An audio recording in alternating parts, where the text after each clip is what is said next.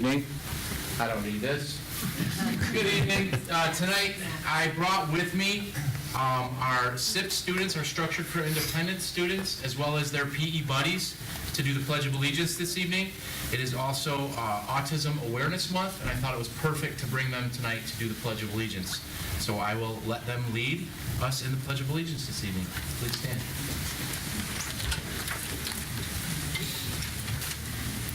I pledge allegiance to the flag of the United States of America and to the republic for which it stands, one nation, under God, indivisible, with liberty and justice for all. Great job, guys. Sorry, my dad. Board of Education, thanks you for coming tonight to lead us to the pledge. And they've got these pens that light up. They're pretty neat. Thank you for coming. Thank you for your volunteering. Congratulations. Thank you for coming. You're welcome. Thank you for coming. Nice job. Thank you. Nice to see you. Thank you for coming. Thanks.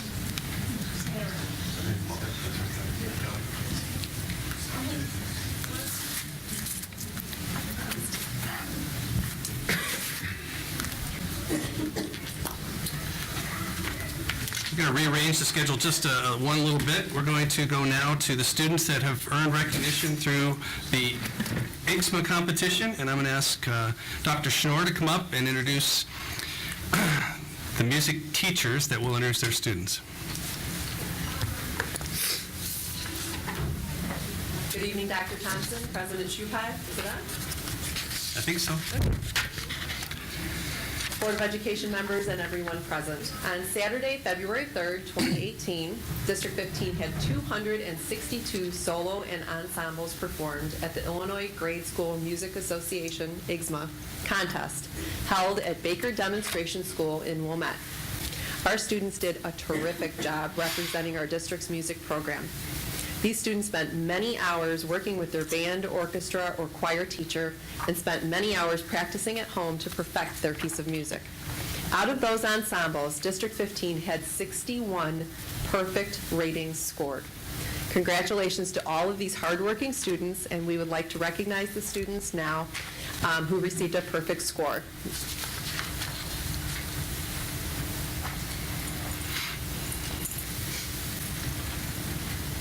Good evening. My name is Jeff Zilke. I'm the Director of Bands here at Sunling Junior High School.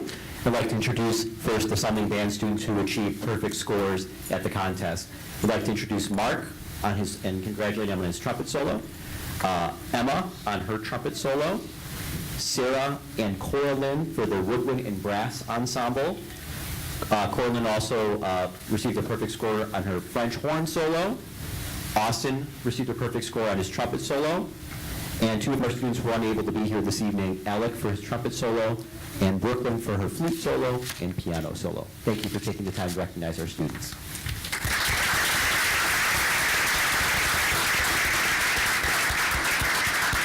Good evening. My name is Jennifer Lee Stewart, and I'm the orchestra director at Sunling. And the perfect scores are Laura, violin solo, Reba, ensemble, and the kids that are not here are Enrucha, who's a violin solo, and Brielle, who was part of the ensemble with Reba. And then we have Garv, who did a vocal solo from Sunling. And then from Marion Jordan School, we have Arushi, who did a violin solo.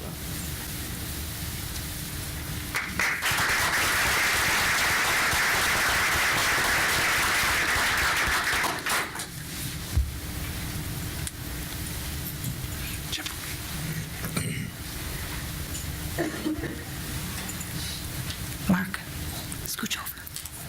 Thanks. Thank you. My name is Julie Quitchow. I am the orchestra director at Plum Grove Junior High, where I had 4 perfect scores this year. Those students were unable to be with us tonight. Also at Hunting Ridge, I had 1 perfect score, and then Thomas Jefferson. But I have 2 students here from Whiteley who got perfect scores on their violin solos, and that would be Yvonne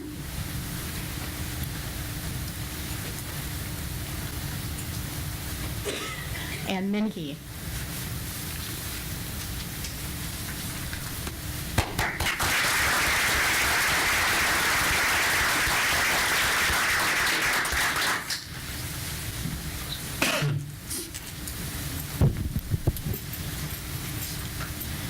my name is Melanie Madsen, and I'm the music teacher and chorus director at Paddock Elementary School. And we had 2 students receiving perfect scores, and one of them is here tonight.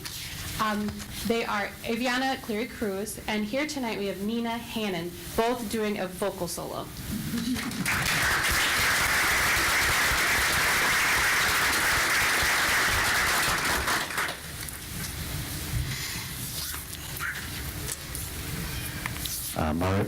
Mario Mangello from Winston Campus Junior High. I'm going to start with a tuba solo that was performed by Nathan.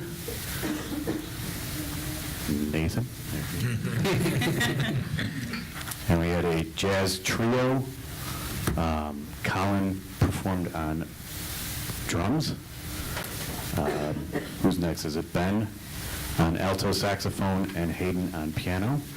That was a jazz trio. And Hayden also performed a piano solo and received a perfect score on that. So.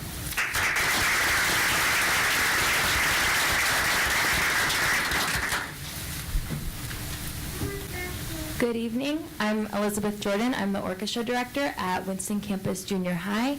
And the following students received perfect scores: Emma, vocal solo; Leilani, violin solo; Roshni, violin solo; Isha, violin solo; Dylan and Carter, string ensemble; and from Winston Campus Elementary, Rachel and Kendall, string ensemble.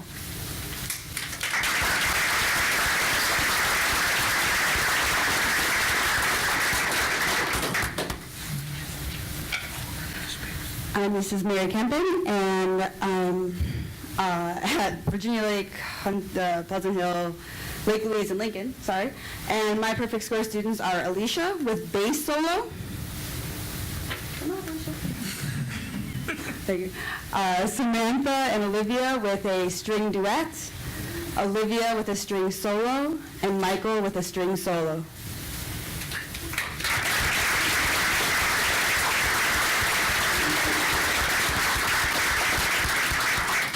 The hard work of all of these students and thank their music teachers for their help and support. And we would be remiss if we didn't thank all of the parents that are in the audience. It is challenging to be a band parent, to make sure that you're at all of the practices and to endure all of the practicing that occurs at home. So you two are to be commended. And thank you for bringing your students to be with us this evening.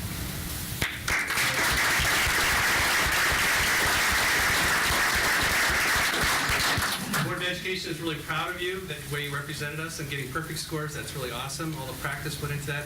Got this light-up pen that you get tonight. It's pretty exciting, so thank you for coming tonight.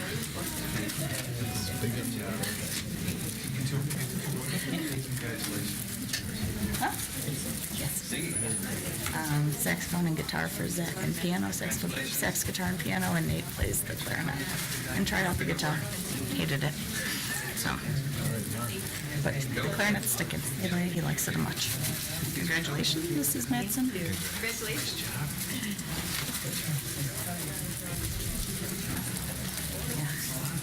The light-up pen is perfect for making notes on your music when you're practicing in the dark.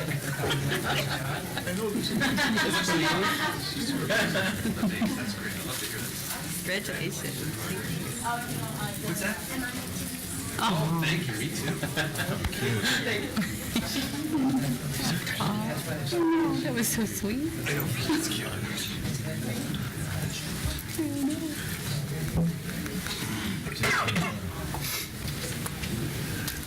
The next recognition is students that have participated in our Geographic Bee, and Dr. Schnorr again will recognize those students.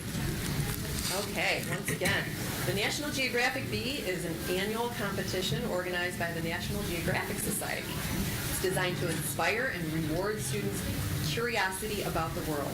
Students in grades 4 through 8 from 10,000 school districts across the United States compete in the 2018 National Geographic Bee for a chance to win college scholarships and the glory of being the National Bee champion. The following students have qualified to compete at the state level. Matre P, raise your hand. Zian K, Dylan K, And Akshay D. And Matre is from Marion Jordan. Zian is from Central Road. Dylan is from Carl Sandburg Junior High. And Akshay is from Plum Grove Junior High. And we are very excited to congratulate you guys on your accomplishment and thank you for representing District 15 so well.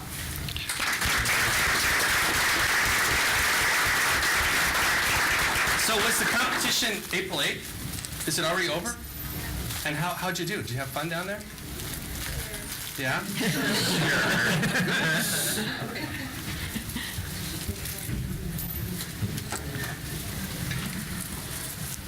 How many miles is it to Illinois State University?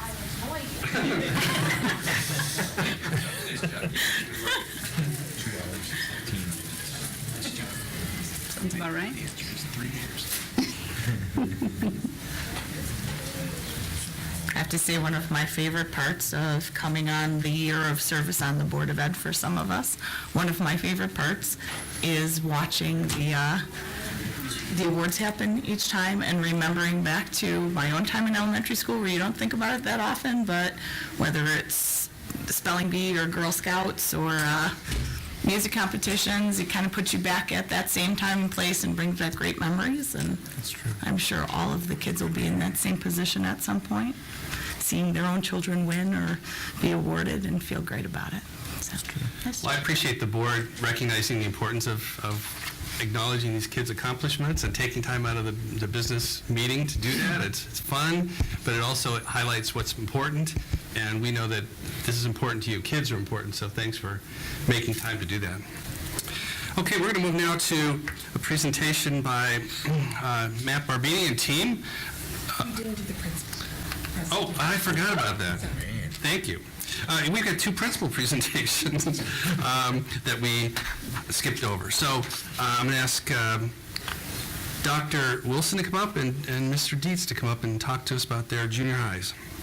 Thank you, Julie. Sure.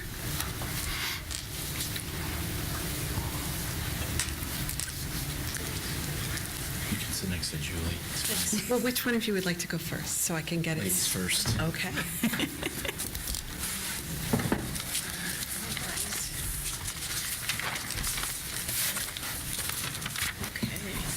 Well, good evening, Board President Supai and Dr. Thompson, members of the board. Thank you for having us here tonight and letting us share out, privileged to share out our wonderful schools and all the wonderful things happening inside of them.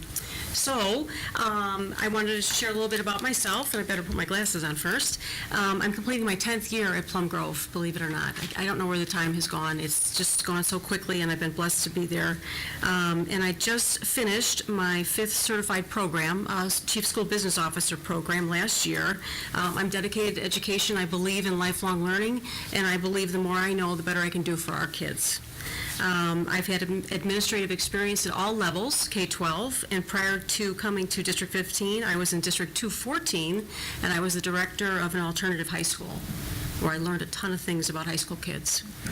Some facts about Plum Grove: we're the largest of the 4 junior high schools as of today. We're at 877, and tomorrow we'll be at 878, another enrollee coming in. We are 1 out of 2 schools in District 15 that was recognized as a school of distinction for Project Lead the Way for STEM, due to the number of students that we've had enrolled in the program. Plum Grove was notified last week as Sunling, I'm sorry, I didn't mean to steal your thunder. Sunling was too, that will both receive a grant from Capital One Coders for $10,000, which we're extremely excited about, for participating in the program for a year. And so we're going to share that with our colleagues and do something wonderful for all the schools. We've embraced the one-to-one Chromebook implementation this year.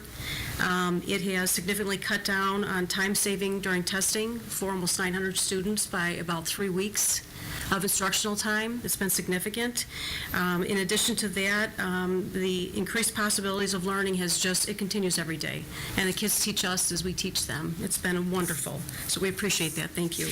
Our teachers utilize the Chromebooks for Google Classroom, and that has created an effective management system with Google Classroom, distributing assignments and providing feedback for our students. We're completing our second year of our partnership with Museum of Science and Industry, thanks to Principal Dist for sharing, and our second week also of STEM Week, which we enjoy integrating all content areas into to math and to science. Something interesting about our school, I thought about this for a long time, about what I wanted to share, and I want to share with you. We enhance learning, we build confidence, and we foster success at every level at Plum Grove. Not only our students, but our teacher leadership teams, too. We have a student going to the National Spelling Bee in Washington, D.C., a student going to Washington, actually, for her time volunteering, and one of our teachers was just awarded a fellowship for Northrop Grumman. So it's continuous learning, it's sharing, it's collaboration, and I'm very proud of our teachers and our kids at Plum Grove. So thank you very much. Thank you. Dr. Wilson. Wow. That was great, Carrie. District 15 Board of Education members, Superintendent Thompson, and members of our community, thank you for the opportunity to share information about our wonderful school, Sunling Junior High, tonight. I have been the principal of Sunling Junior High for the past 7 school years. Prior to my time there, I was the principal of Edgewood Middle School in District 112, Highland Park, for 2 years, and before that, an assistant principal at Thomas Middle School in District 25, Arlington Heights. I am currently back in school and working to obtain my doctoral degree from Northern Illinois University, I think. Just kidding, it's still early. Facts about our school. Our current enrollment at Sunling is 685, and we have remained fairly steady over the past few years at our school, although this is the highest total of students we've seen in a few years since I started here. So we're steadying out a little bit at around 685. We currently house the SIP, Structured for Independence program at our school, that it has 6th, 7th, and 8th graders. We have 7 students, 3 of which you saw tonight, with an addition of a new student to our program just this last week. This class was taught, and I apologize I didn't introduce her, by Katie Eckberg, a wonderful teacher, and Paul Bean, who was also here tonight, is the adaptive PE teacher who was working with our students. And we've had the privilege of seeing them here tonight and performing with their PE buddies that they work with each and every day. That's part of their program. Something interesting about our school, well, last night, as a matter of fact, we held our very first STEM night here at Sunling. We sent out over 3,600 flyers to our school community, including our 5 major feeder schools, with the help of Colleen Syke, who's back there, a great group of volunteers from across our district schools and our district office, former District 15 students, along with exhibits from and demonstrations from Northern Illinois University, Northrop Grumman, District 211 Robotics Clubs, Palatine Fire Department, Capital One, the Museum of Science and Industry, Snapology, and many others. We ran a successful event in which over 300 plus students from our feeder schools attended, but well over 1,000 family members attended throughout the night. It was a great event for our school community, and we look forward to sharing the success with our other junior highs in the future. One final note, on May 5th, coming up very soon, a team of teachers and administrators will be heading down to the Museum of Science and Industry to be recognized for the completion of a 3-year partnership called the Science Leadership Initiative. With the leadership of 7th grade teacher Laura Pokerjack, our team worked to implement STEM curriculum and activities throughout all content areas in our school.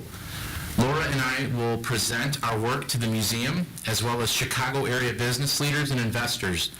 This will be the second time that our team has been chosen to present. The culmination of our hard work could be seen over the years in art classes, anti-bullying activities, student projects, student clubs, and much more. From this, our school has partnered with places like Northrop Grumman, Capital One, and we've been able to provide wonderful learning opportunities both during the school day and after school for our students. And again, with the leadership of Colleen Syke and the DOI and members of the MSI leadership team at Sunling, we were able to pull this all together and have a culminating event last night for our STEAM activity. Our hope, again, is to continue to work with our junior highs, such as Plum Grove, Carl Sandburg, and Winston, to bring these wonderful learning activities and STEAM to our buildings. So thank you again for the opportunity to let us share this information with you tonight.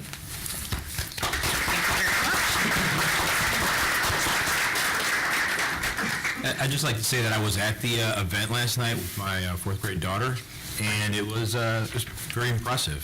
I mean, we were there for an hour and a half. We actually ran out of time. I was surprised how long we were there for. It was great. There was so much stuff to see and do. And I'm sorry I didn't win a raffle prize. I really apologize. Yeah, I thought maybe fix it in for me, but it didn't happen. I don't know, man. Thank you for coming. Thanks. Thanks, Mr. Dietz. Okay, now I think we're ready to move on to Dr. Barbini and his team that's going to talk a little about the Chromebook touch screen pilot. All right. So yeah, I'll take one of the little ones. Get us queued up.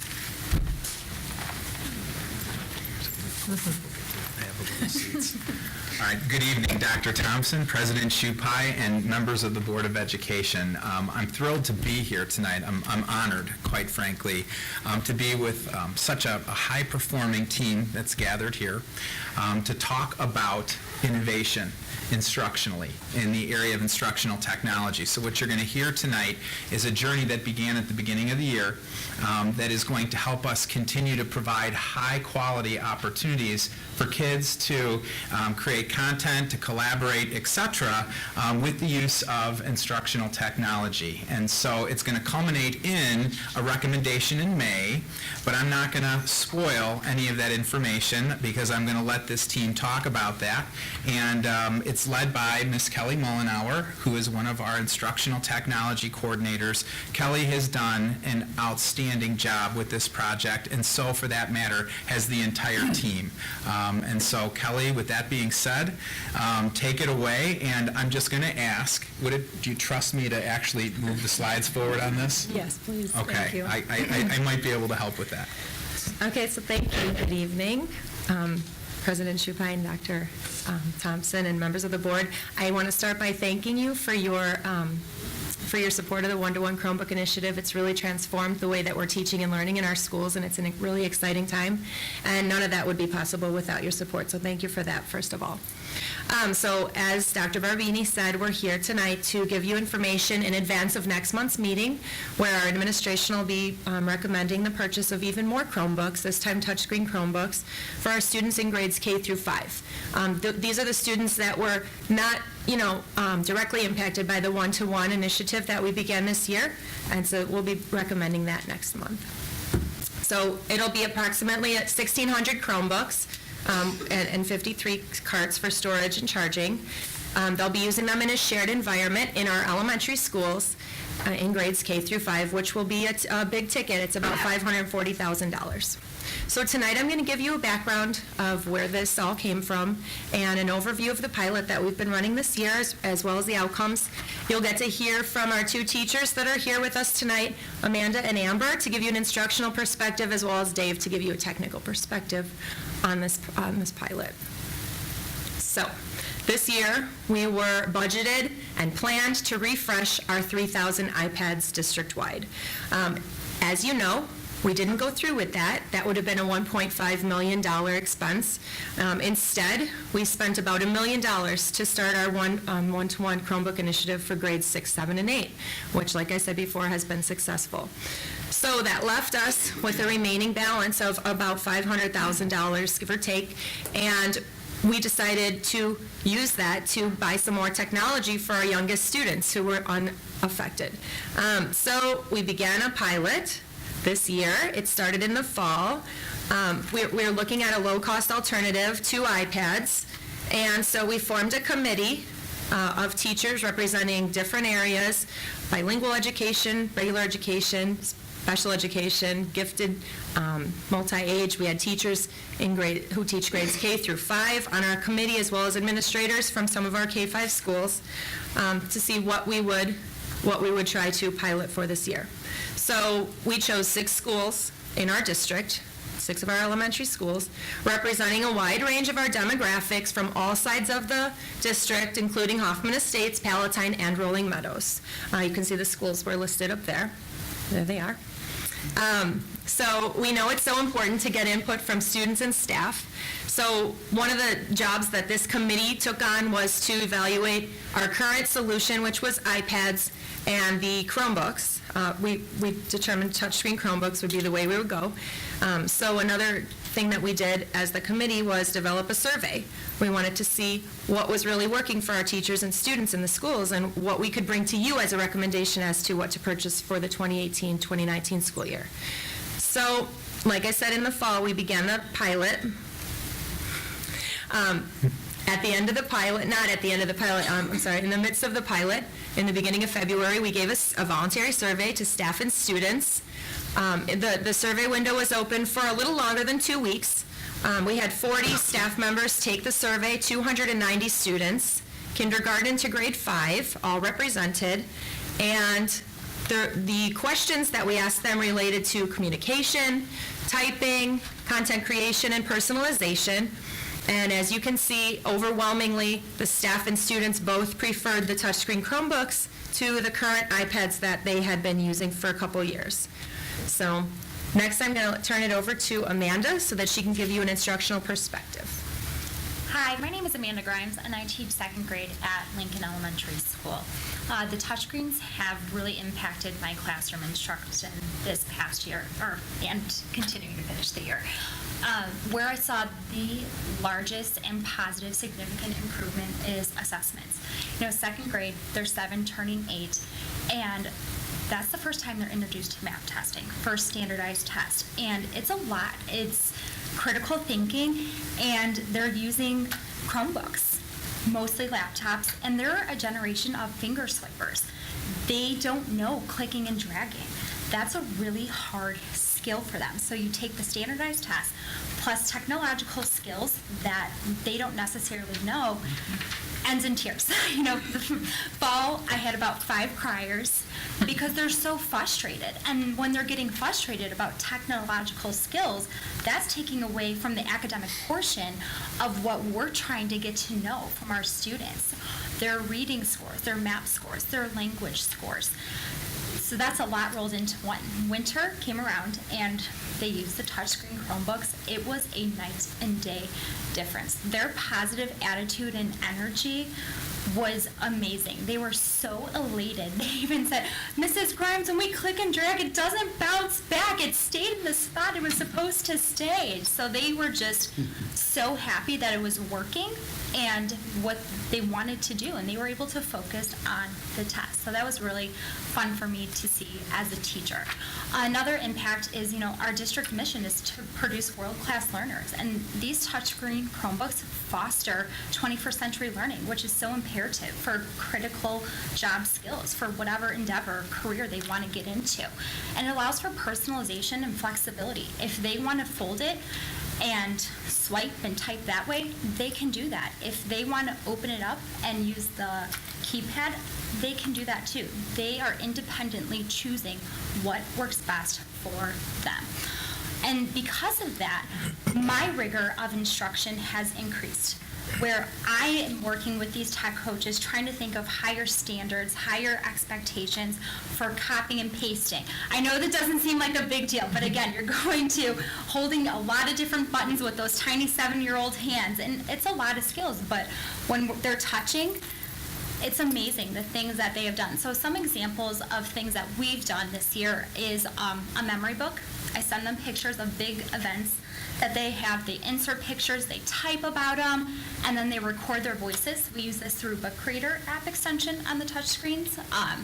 Another thing that we did was a lot of published work typing. Again, that's faster. They love being able to publish their work. Math fluency. Again, it's the power of choice. If they want to use the keyboard, they can use the keyboard to put in their facts. If they want to fold it up and touch it, they can do that too.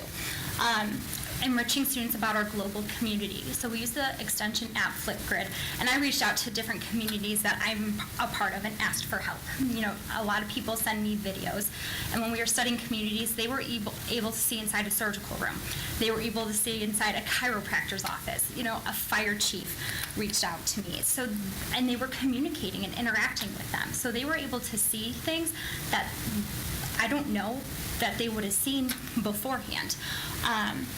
They used them for different type of interactive map activities, which I'll show you, and our American Heroes unit. They picked an American hero, they created his timeline, they typed it, they created a magazine cover, and those two things were not new, but the new part for me this year was the app extension, Adobe Spark. They put it to a movie, which was a really fun process for them. So for me, a picture speaks 1,000 words, so I just kind of wanted to give a little visual insight. So if you could please click on me on the map example. So here's when we're talking about bigger.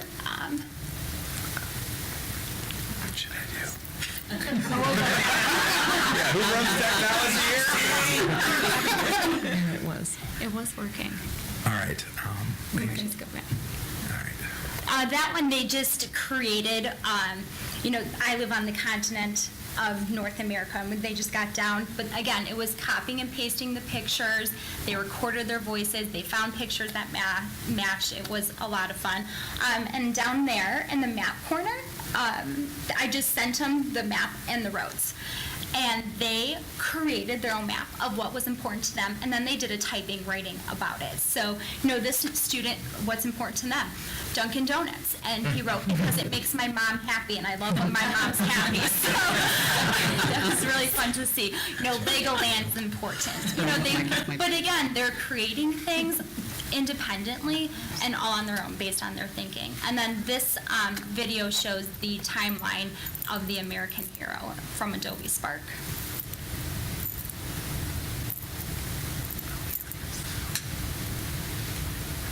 Let's see, what can I do to get that?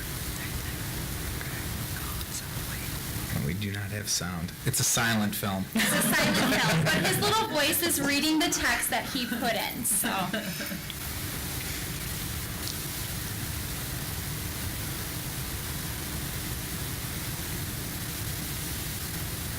Spelling. Yeah. That's how you spell it.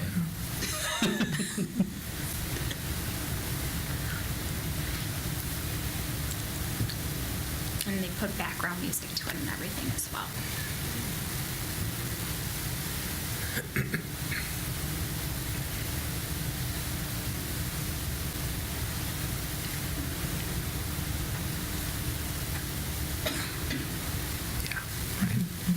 Okay. One more.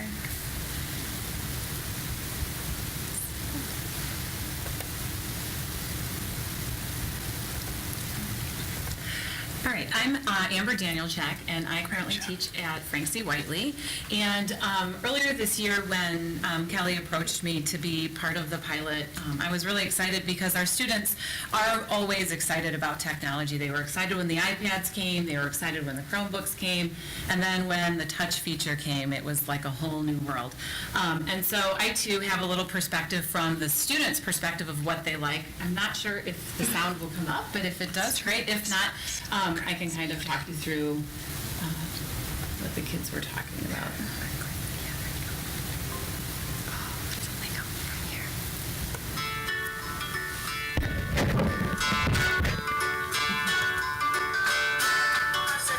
How it has the qualities of a Chromebook, but then it has the touch screen like an iPad. What do you think? I think that I like them because it's easier to scroll down. 検索するのが簡単だから easy to search. Another thing is you can fold it. It's easier because the screen is much more bigger like that. Also it's smaller and then you gotta use the mouse, but this time you can use your fingers. Since I can touch it, it's easier to move around. Where other Chromebooks you have to use this thing.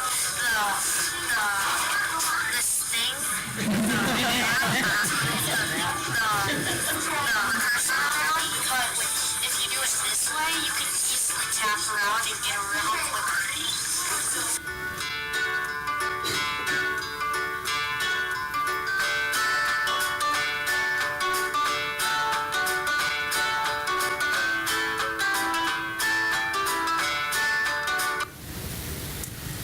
So as you can see, the students choose to use them in multiple different ways. I think it's always interesting to see how they choose to use them, because you can flip them, you can temp them, you can use them as a single tablet, and they all choose to use them differently depending on what kind of project they're working on. So that's usually the first thing they will tell you. Another thing they will tell you that they noticed is that because of the touch screen, they have actual glass screens, and the images on them are much clearer. And it took them a little while to verbalize that, but when we went back to the regular Chromebooks without the touch feature, they're like, wait, this is harder to see. And they get so used to it that when they were using a regular Chromebook without the touch feature, they didn't like it as well, and they were wondering where the other ones were, when we could use them again. Another area that Amanda talked about was assessment, and I cannot stress to you enough the huge difference this made this year for assessment. While the second grade through eighth grade will use map testing, but we also use them for park assessment this year. We use them for the Illinois Science Assessment. We use them for access testing. And when you talk to our instructors in the ELL department, what a huge difference it made, especially because many of our ELL students will come and have no experience with technology, or it's very limited, and if it is, it may or may not be a tablet feature, but the Chromebooks tend to be a little bit difficult because there is the double finger clicking, and they're a lot harder to manipulate for somebody who hasn't been trained in using them efficiently. So on the access test this year, with the drag and drop feature of being able to scroll with your finger, was a very, very important feature that most of the teachers commented on, what a big difference that made. And even this year, watching the students take park test, if you've ever seen one, there are screens where they have to look at reading passages and scroll, but then they also have questions on the same screen where they have to scroll. So it's a lot of manipulation. And I feel this year the students had to spend less time learning how to actually manipulate the test and could really focus on the test online, which is different, because this is only the second year that we've done the testing, the full testing on the Chromebooks as opposed to the paper and pencil test. So I think it was another added bonus to being able to use them.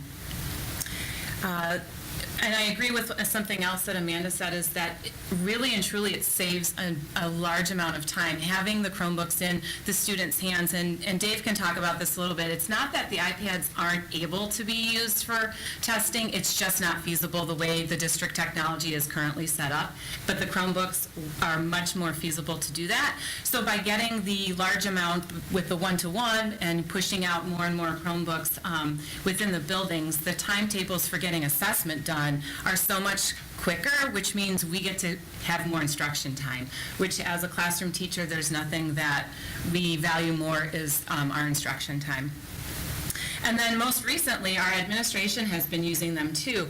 As far as our school improvement plans go, the administrators are within the classrooms. They're collecting data to report back as far as progress within our buildings. And they have been using them to be able to collect the data, use the touchscreen feature, but then if they needed to take notes or other bits of information, they could flip it right back and be able to use the keyboard. So I know that they have also tried using them and found them a very valuable tool. Another feature with the Chromebooks as opposed to the iPads is the ease of the extensions, specifically for all Chromebooks, but when it comes to the touch screens, we have the application feature. And I know for in our building, we have many special ed programs, and some of our special ed teachers were very concerned about the feasibility of downloading apps that would be comparable to what the Apple iPads offer, and they were able to use them. They've used them from kindergarten through sixth grade students. They're very durable, which was a concern of theirs, and they were able to find apps that were comparable, if not better, for some of their needs within their classrooms and their students. So with that, Dave is going to talk a little bit more about the technology part. Good evening. My name's Dave Kieshenberg. I'm in the Technology Services Department, and I'll talk about technology readiness for this project. About this time a year ago, we were preparing for the one-to-one Chromebook initiative, and we audited our network and internet bandwidth. Throughout the year, we've monitored that performance and bandwidth utilization and found that our infrastructure to be more than adequate to handle the number of devices that we've grown to currently, and to also handle the number of the devices added for this project and going forward. We also have a 5-year tech plan for projects, and this summer is the planned project for the wireless upgrade and increased bandwidth to the internet. We'll be doubling our internet connection from 1 gigabit per second to 2 from the district to ICN, Illinois Century Network, which is our internet service provider. So from an infrastructure and bandwidth perspective, we're ready to support the additional devices. And with more devices comes the opportunity to support and repair those devices. And we fine-tuned our break-fix procedures over the years. Most of the repairs we do in-house. Most common repairs, keyboards, screens, cameras, hinges, we can do in as quickly as 24 hours and get them back out to the schools. And then any of the repairs that we do under warranty, Lenovo actually will reimburse us for that work. And we order our own parts from Lenovo and other vendors. And we use our help desk system to track those parts and notify us when parts get low and order more. So from a standpoint of support and repair, we are ready. And then finally, managing the devices in our G Suite for Education environment has proven to be cost-effective and easy to manage. The time it takes to license and provision a Chromebook device is less than the time to unbox it and inventory it. It's very quick. Through the Google Admin Console, we can centrally manage devices, users, policies, applications, extensions, Chrome OS updates in literally minutes. As Amber alluded to, pushing out an app for standardized testing can be done and affect thousands of machines in just minutes. Whereas other platforms that we've supported in the past may have taken days or even weeks by having to touch every device sometime throughout the year. But once deployed, the only time we are touching the Chromebooks are for repairs. And there are other cost savings beyond the device itself. During the initial Chromebook pilot 3 years ago, the Technology Committee decided to disable the ability to print from the Chromebook devices, resulting in paper and printer cost savings, as you can imagine. And although a little harder to quantify, students, by taking their one devices home to charge at night, there are energy cost savings as well. Bottom line, the Technology Department is prepared to support and manage the additional devices for this project. And that concludes our presentation. Do you have any questions for us? I do. A quick one. Maybe this is a Matt question, might be a Tom question. Who's paying attention? I'm not sure. It sounds like from an assessment standpoint, this is just a godsend compared to what students are doing, not just because it gives the teachers more instructional time, but I think we all feel like our kids are all assessed to death and spend so much time doing assessments, so the idea that they can spend more time instructionally too and less time sitting there working on an assessment is awesome. And I hear you guys saying how much easier it is for them and how much they seem to be less frustrated by the experience, and it makes me curious from like an overall our assessment standpoint. Is there any research yet that would show if we see any impact on scores for students based on the type of device that they're using? If this is such a more friendly and less frustrating experience, it makes me wonder if it has an impact on actual test scores. And I know from our own district, we probably can't really assess that quite yet because we're just starting with this. But I'm curious, even statewide, do we have to report? Does anybody know? Are we tracking like what devices students take the assessments on in our district or statewide or anywhere? Right. Well, and Tom, I'll take a shot at this. So he's probably sweating back there, given that I'm going to be talking. But in terms of the devices, the only device that we use outside of the static computer labs, and we don't really have too many of them anymore. At the elementary level, we only have one lab left because we've had to repurpose those spaces for classrooms. So it's typically Chromebooks.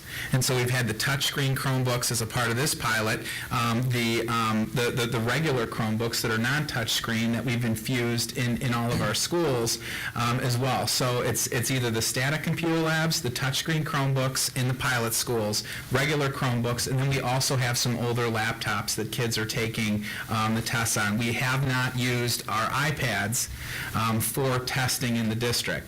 That being said, in terms of how kids perform, at least my understanding in terms of the last year or the year before that, when the testing platforms went from paper pencil, and it was optional to go with technology, now it's required to go, the route of technology, and there are some differences. We typically are seeing across the state kids performing somewhat lower on electronic versions of the test because there are skills that the kids need to have and be fluent with in order to take the test effectively. And so by putting more technology out in our schools and helping kids be more effective in the use of the technology, we're hoping to see, that difference lessen and lessen over time. But it is a theme that at least existed, to my understanding, last year across the state.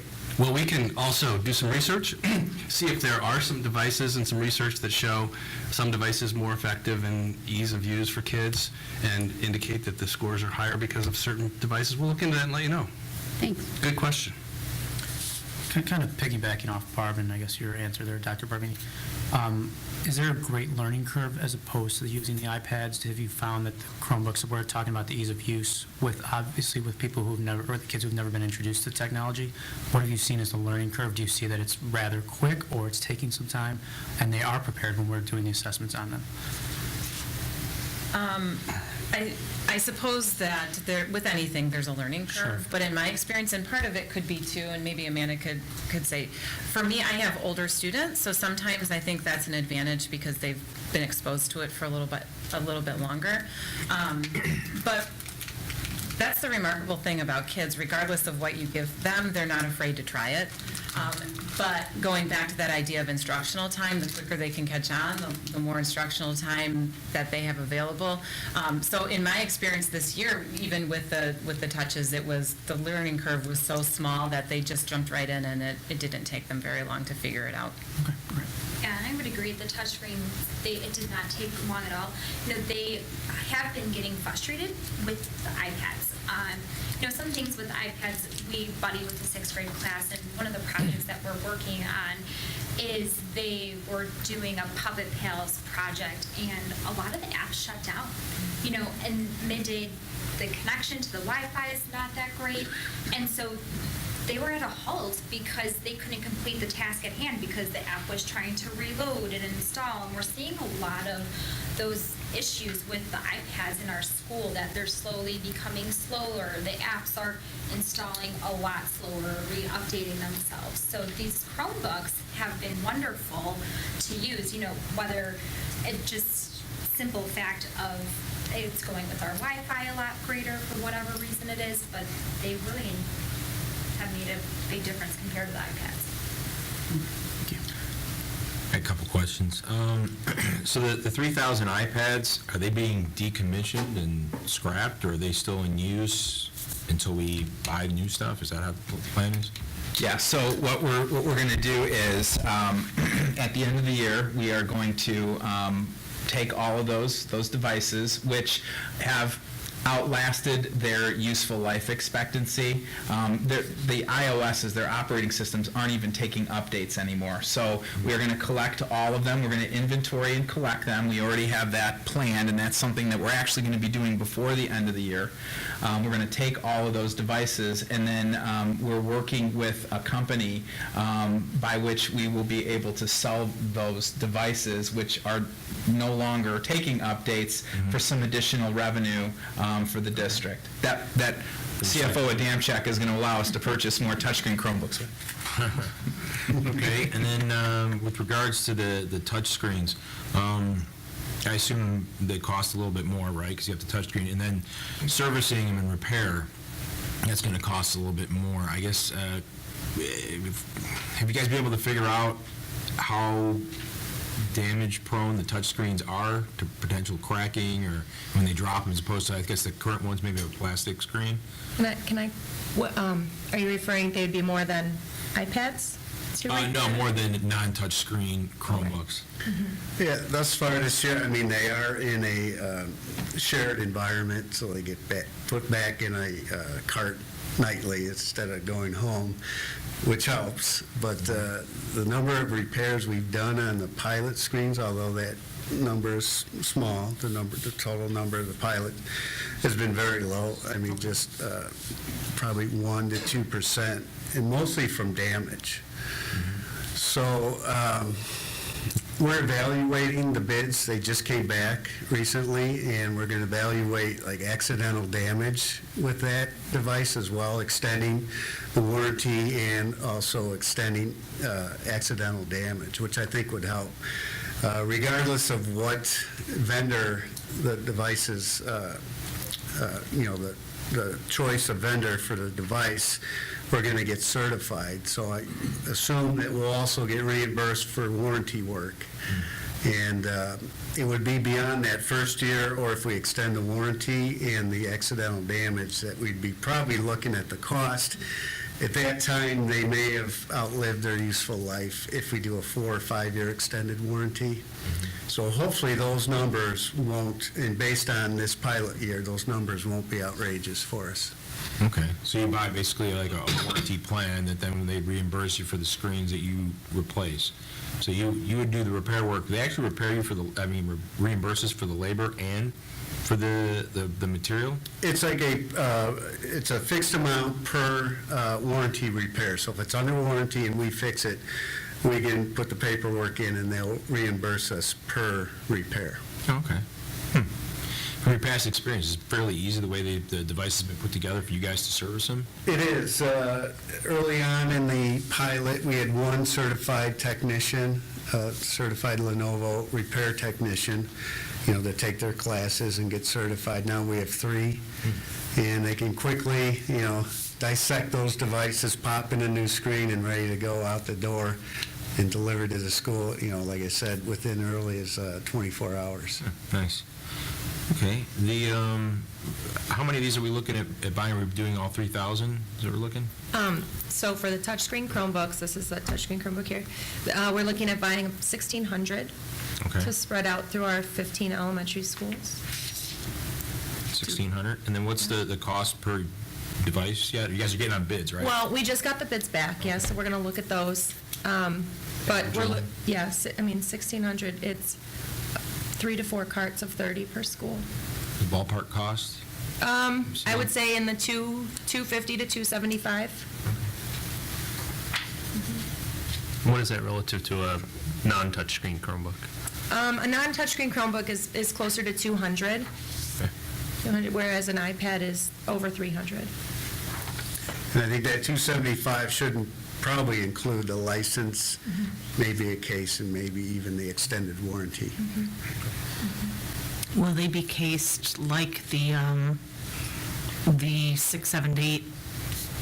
They won't be in Chromebooks cases because they'll be in carts. Okay, so it'll be, but they'll still have a protective case, but it'll be something that's more... Nope, actually, this is the way they look in the schools right now. They have kind of rubber corners, and this, so I don't know if you've never seen a touchscreen Chromebook, this is the way they use them. They can tent it and use it like this. He's very tactile. You want it? Okay, sure. He might take it apart. Don't worry, we have someone on hand who can fix it.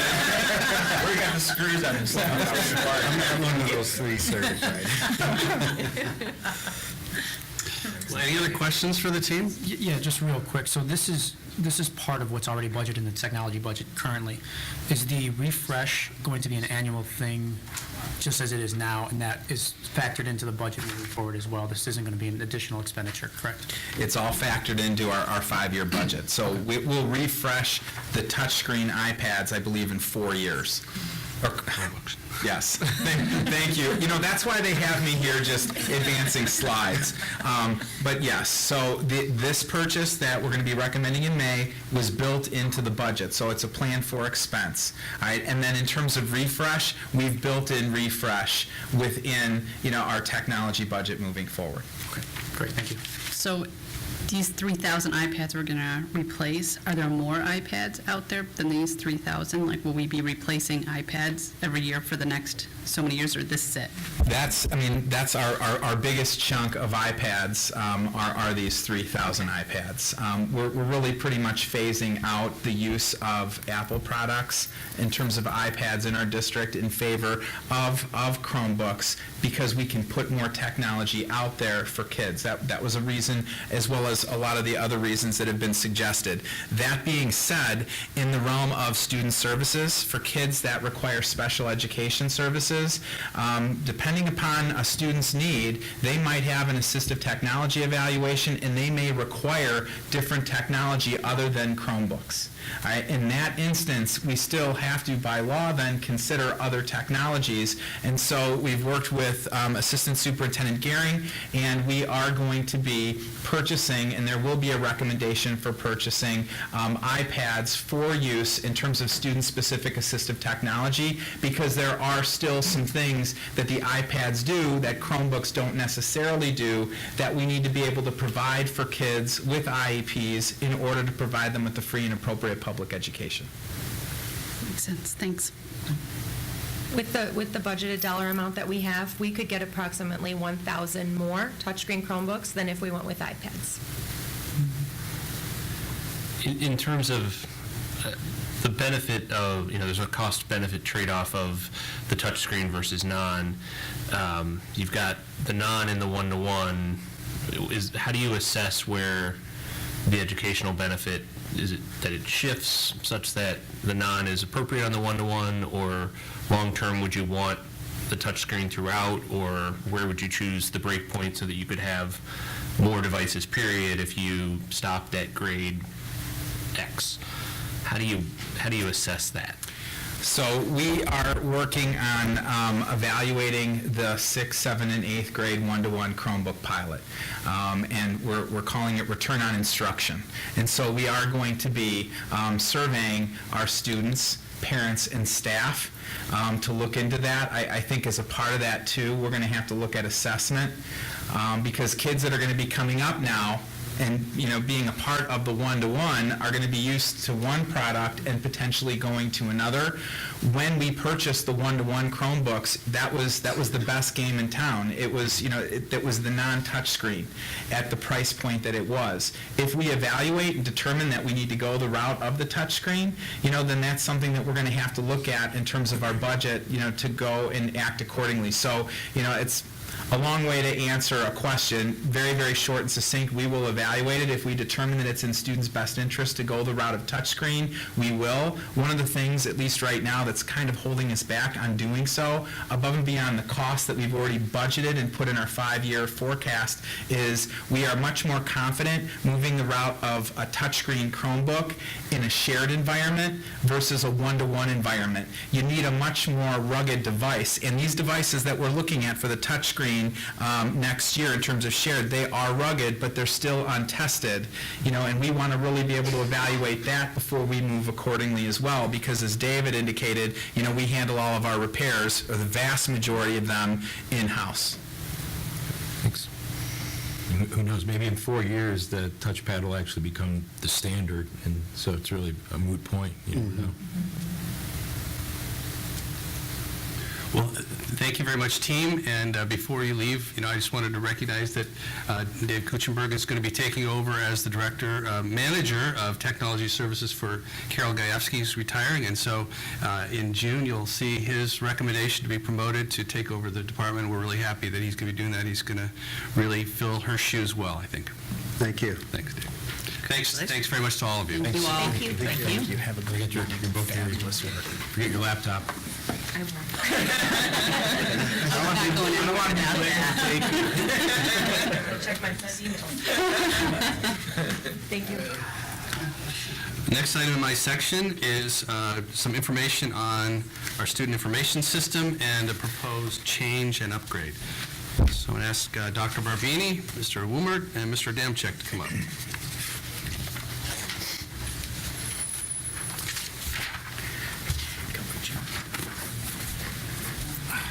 Yeah, I have a little chair. Yeah, I noticed that. Good evening again. Yeah, okay. Dr. Thompson, President Chupai, members of the Board of Education, it's good to be up here again to present an update and a future recommendation to change our existing student information system from one solution and one product vendor, Tyler SIS, to Infinite Campus SIS. And this is a lot like the presentation that just preceded this one, where we are providing you as a Board of Education with information in advance of the board meeting in May, where the administration is going to be making the recommendation. So it's a heads up. And I am joined by Mr. Tim Woomert, our Director of Data Services, and our CFO, Mr. Mike Adamczyk. So what is a student information system? I think it's important to start there. A student information system is basically the hub. It's a software application and a database that serves as a central source of information for all student information. Each student has their own electronic file, and we populate that file with any number of different pieces of information that we need on a day-to-day basis. And some of those examples, and this is not an exhaustive list, include emergency contacts, home address, medical needs, food allergies, things of that nature, program eligibility if a student's in the gifted and talented program, if the student receives special education services or English language services. All of that information is in there, as well as student attendance information, their discipline information, grades and assessments. And so every student has a considerable amount of information in there that we use on a daily basis in order to make decisions for each student and then groups of students at each school and throughout the district. And so what are some of those district and building functions that we use SIS, or student information, for? We use it for enrollment monitoring and reporting. So whenever I'm looking at staffing information and seeing enrollment versus board targets in terms of class size targets, this is where I go to find that information. I'm not calling people and saying, give me your numbers. I'm going into SIS to get those numbers in the same way that Assistant Superintendent Gehring is and Executive Director Wolfel is in terms of their respective areas. We also use this for attendance and truancy monitoring purposes to make sure that kids are in school. There's a legal threshold that we have to meet, and then we have to provide services to kids if we are seeing that there are attendance issues. We use this solution also to schedule our master schedule and build our class and course assignments at the elementary and junior high level. And it's also a critical tool that we use to upload and submit various required reports to the Illinois State Board of Education, as well as the federal government. So some of the reports that we use SIS for submitting information for include fall housing, that's enrollment information, our attendance and demographic information, student discipline, etc. So without that, it would be paper pencil, and that would not be an effective or efficient use of resources, and I don't even think the state would take paper or pencil at this point anymore. So we need a solution like this.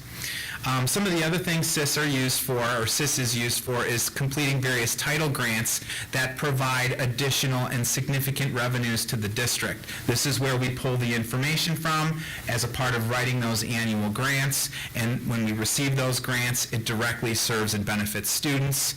As I referenced, we use the solution for student assignment decisions in general ed, gifted and talented, special ed, and ELL, to name a few.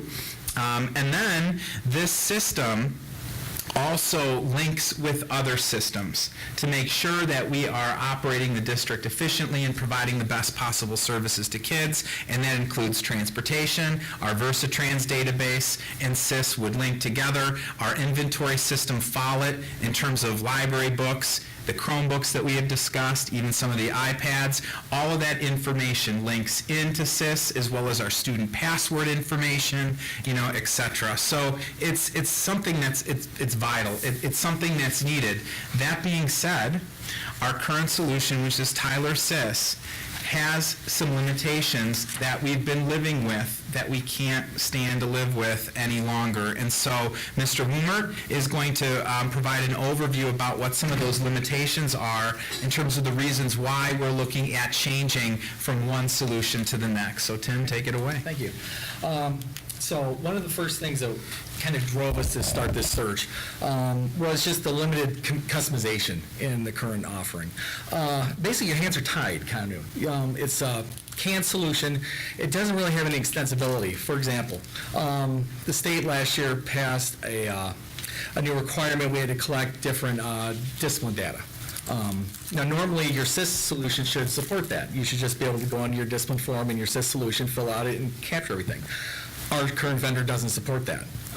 In fact, to the point out for us to be able to fulfill that need, we had to go into a different system, build our own custom solution, store that in a custom database, and then integrate that back into the files that are sent to the state. So, I mean, that's a huge outlay of effort on our part that we didn't expect to ever have to do. So that kind of started off that probably tipped the frustration point for me. So it's really, really hard, if not impossible, to add anything to the application that it doesn't already do. So we have that, plus the vendor themselves. One of the things you really depend on in a system like this is to provide files that you can send to ISB, to the state, in a format they expect. And we load these files fairly regularly. What we found is lots of times these uploads get broken, the updates that they're doing in their systems, which causes us then to have to go back and figure out what went wrong. And unfortunately forces us to then call the vendor and say, hey, you broke your application. You need to fix it so we can do business. That's not a situation you ever want to be in, especially dealing with the state. So it's it's a struggle, I'd say, to have to stay on that. It's never a good call to make to an application vendor to say, you broke your stuff, can you come fix it? Because then you're on their schedule too. When are you going to fix it? Well, we'll try to get to it. Well, that doesn't help us much.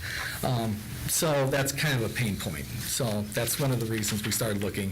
The vendor themselves, they're based out of Missouri. They're basically the official state SIS of Missouri. That's their main focal point.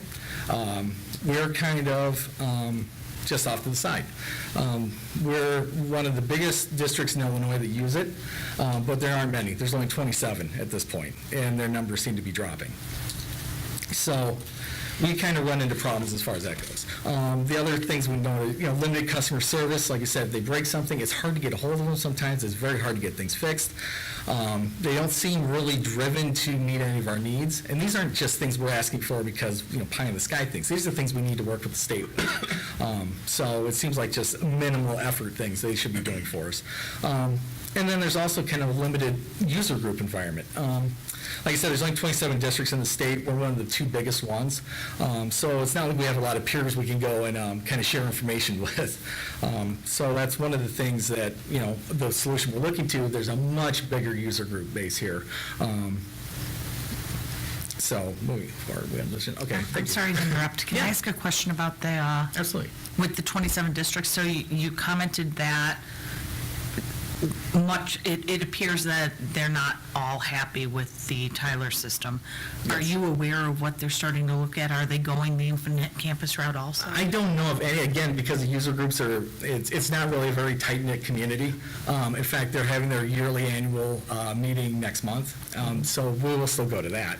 And we might find out how disgruntled they are. Right. But I know there's been a few districts that have dropped in the last 5 years, I found. Okay. And converted over to other systems. Actually, mostly infinite campus. Mm-hmm. So,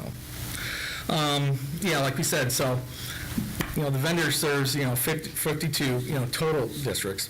Our new vendor, our new proposed vendor, I should say, infinite campus, including District 54, our feeder districts of 211, 214, all use infinite campus. So one of the nice things is our students, if you start in elementary school and go through high school, your information will be in the same system all the way through.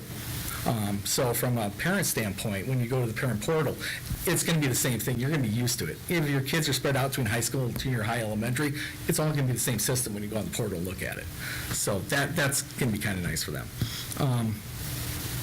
One of the other things is there's greater customization in Infinite Campus. It's extensible. You can actually plug things into it, basic scripting codes and things like that. So even if there's customized forms, let's say there's a standard form in the system and we want to add something to it specific to our district, we can do that in Infinite Campus. We can add fields to their forms. We can't do that in our current vendor. And that, again, ties our hands, forces us to go through other routes we really want to do. As I mentioned, I jumped ahead a little bit. Our students and parents, constant, consistent interface all the way through, from kindergarten all the way through high school. And one of the other things that'll make it really easier for us to transmit information from our 8th graders once they graduate to the high schools they're going to in the districts, to 211, 214. Right now, we have to write very customized code and build files to each high school specifications as to what different things they want. With Infinite Campus, they actually have a data extract tool that basically is built to just seamlessly pass the data because it's all the same format, it's all the same system. So that would make it much, much easier for us to move things around. So from a personnel or human resources perspective, shifting from Tyler to Infinite Campus, it really makes a lot of sense and should be saving us time. Human capital, it's our greatest resource in a public school district. It starts with our kids and then our staff and then, our support staff, et cetera. This should help to save time so that Tim and his department can focus on other things to help us continuously learn, grow, and improve in other areas instead of where we're at right now. Right. So we get started on this. We had actually Infinite Campus come in early November. They spent half a day with us at ESC, kind of just taking us through the product, introducing it, kind of showing a lot of its similarities, student information systems, showing everybody how things work, getting comfortable with it somewhat. Then 2 days later, they actually had their big annual user group meeting out at the NIU branch campus in Hopkins Estates. And we were invited to that and went and sat in a number of these sessions to actually allow each of us in our kind of area of expertise to kind of sit and find out very specific things on their infrastructure and how they do certain things, how they do certain scheduling things, how they handle reporting, customization with families, things like that. So that was incredibly useful, I think, for us to kind of get a feel for not just what the product can do, but talking to other people who actually use the product, what problems they run into. And it was kind of funny because, we'd bring up problems that we're having, and they'd say, well, you'd never have to deal with that. Glad we don't have to do that anymore. Well, we'd like to get there too, So I guess it for me. Right. So dollars and cents. Yes. So what would the effect be on our budget this year going forward? So on that graph, I actually have 2017-18, the current school year on there twice. The first column, 105,000, that's actually the budget for Tim's department this day, 105,000. Second column, if the board approves Infinite Campus next month, we will incur some of those costs in this school year. Right. We've worked with Infinite Campus. Tim, Matt, and I have had multiple conversations with them. They have sharpened their pencils, brought their costs down, but we will have to incur some of those costs that we had not budgeted, obviously, back in August, September. So budget $105,000 this year. We will spend just under $226,000 basically next year. Then we'll also have implementation costs at 18-19, $162,000. And just the way their budgeting works in the implementation costs, we'll see a little bit of a decrease in 19-20 to $115,000. And starting in the 2020-21 school year, and at least going on beyond that, it'd be $127,500.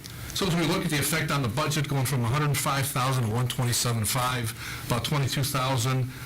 If we look at just Tyler, so we got $70,000 for Tyler, and if you look in column 1, $70,000, $268,000, and $12,000, about $82,000. Going to Tyler alone, we're going from $82,000 to about $127,000. You can say we're going $45,000 more.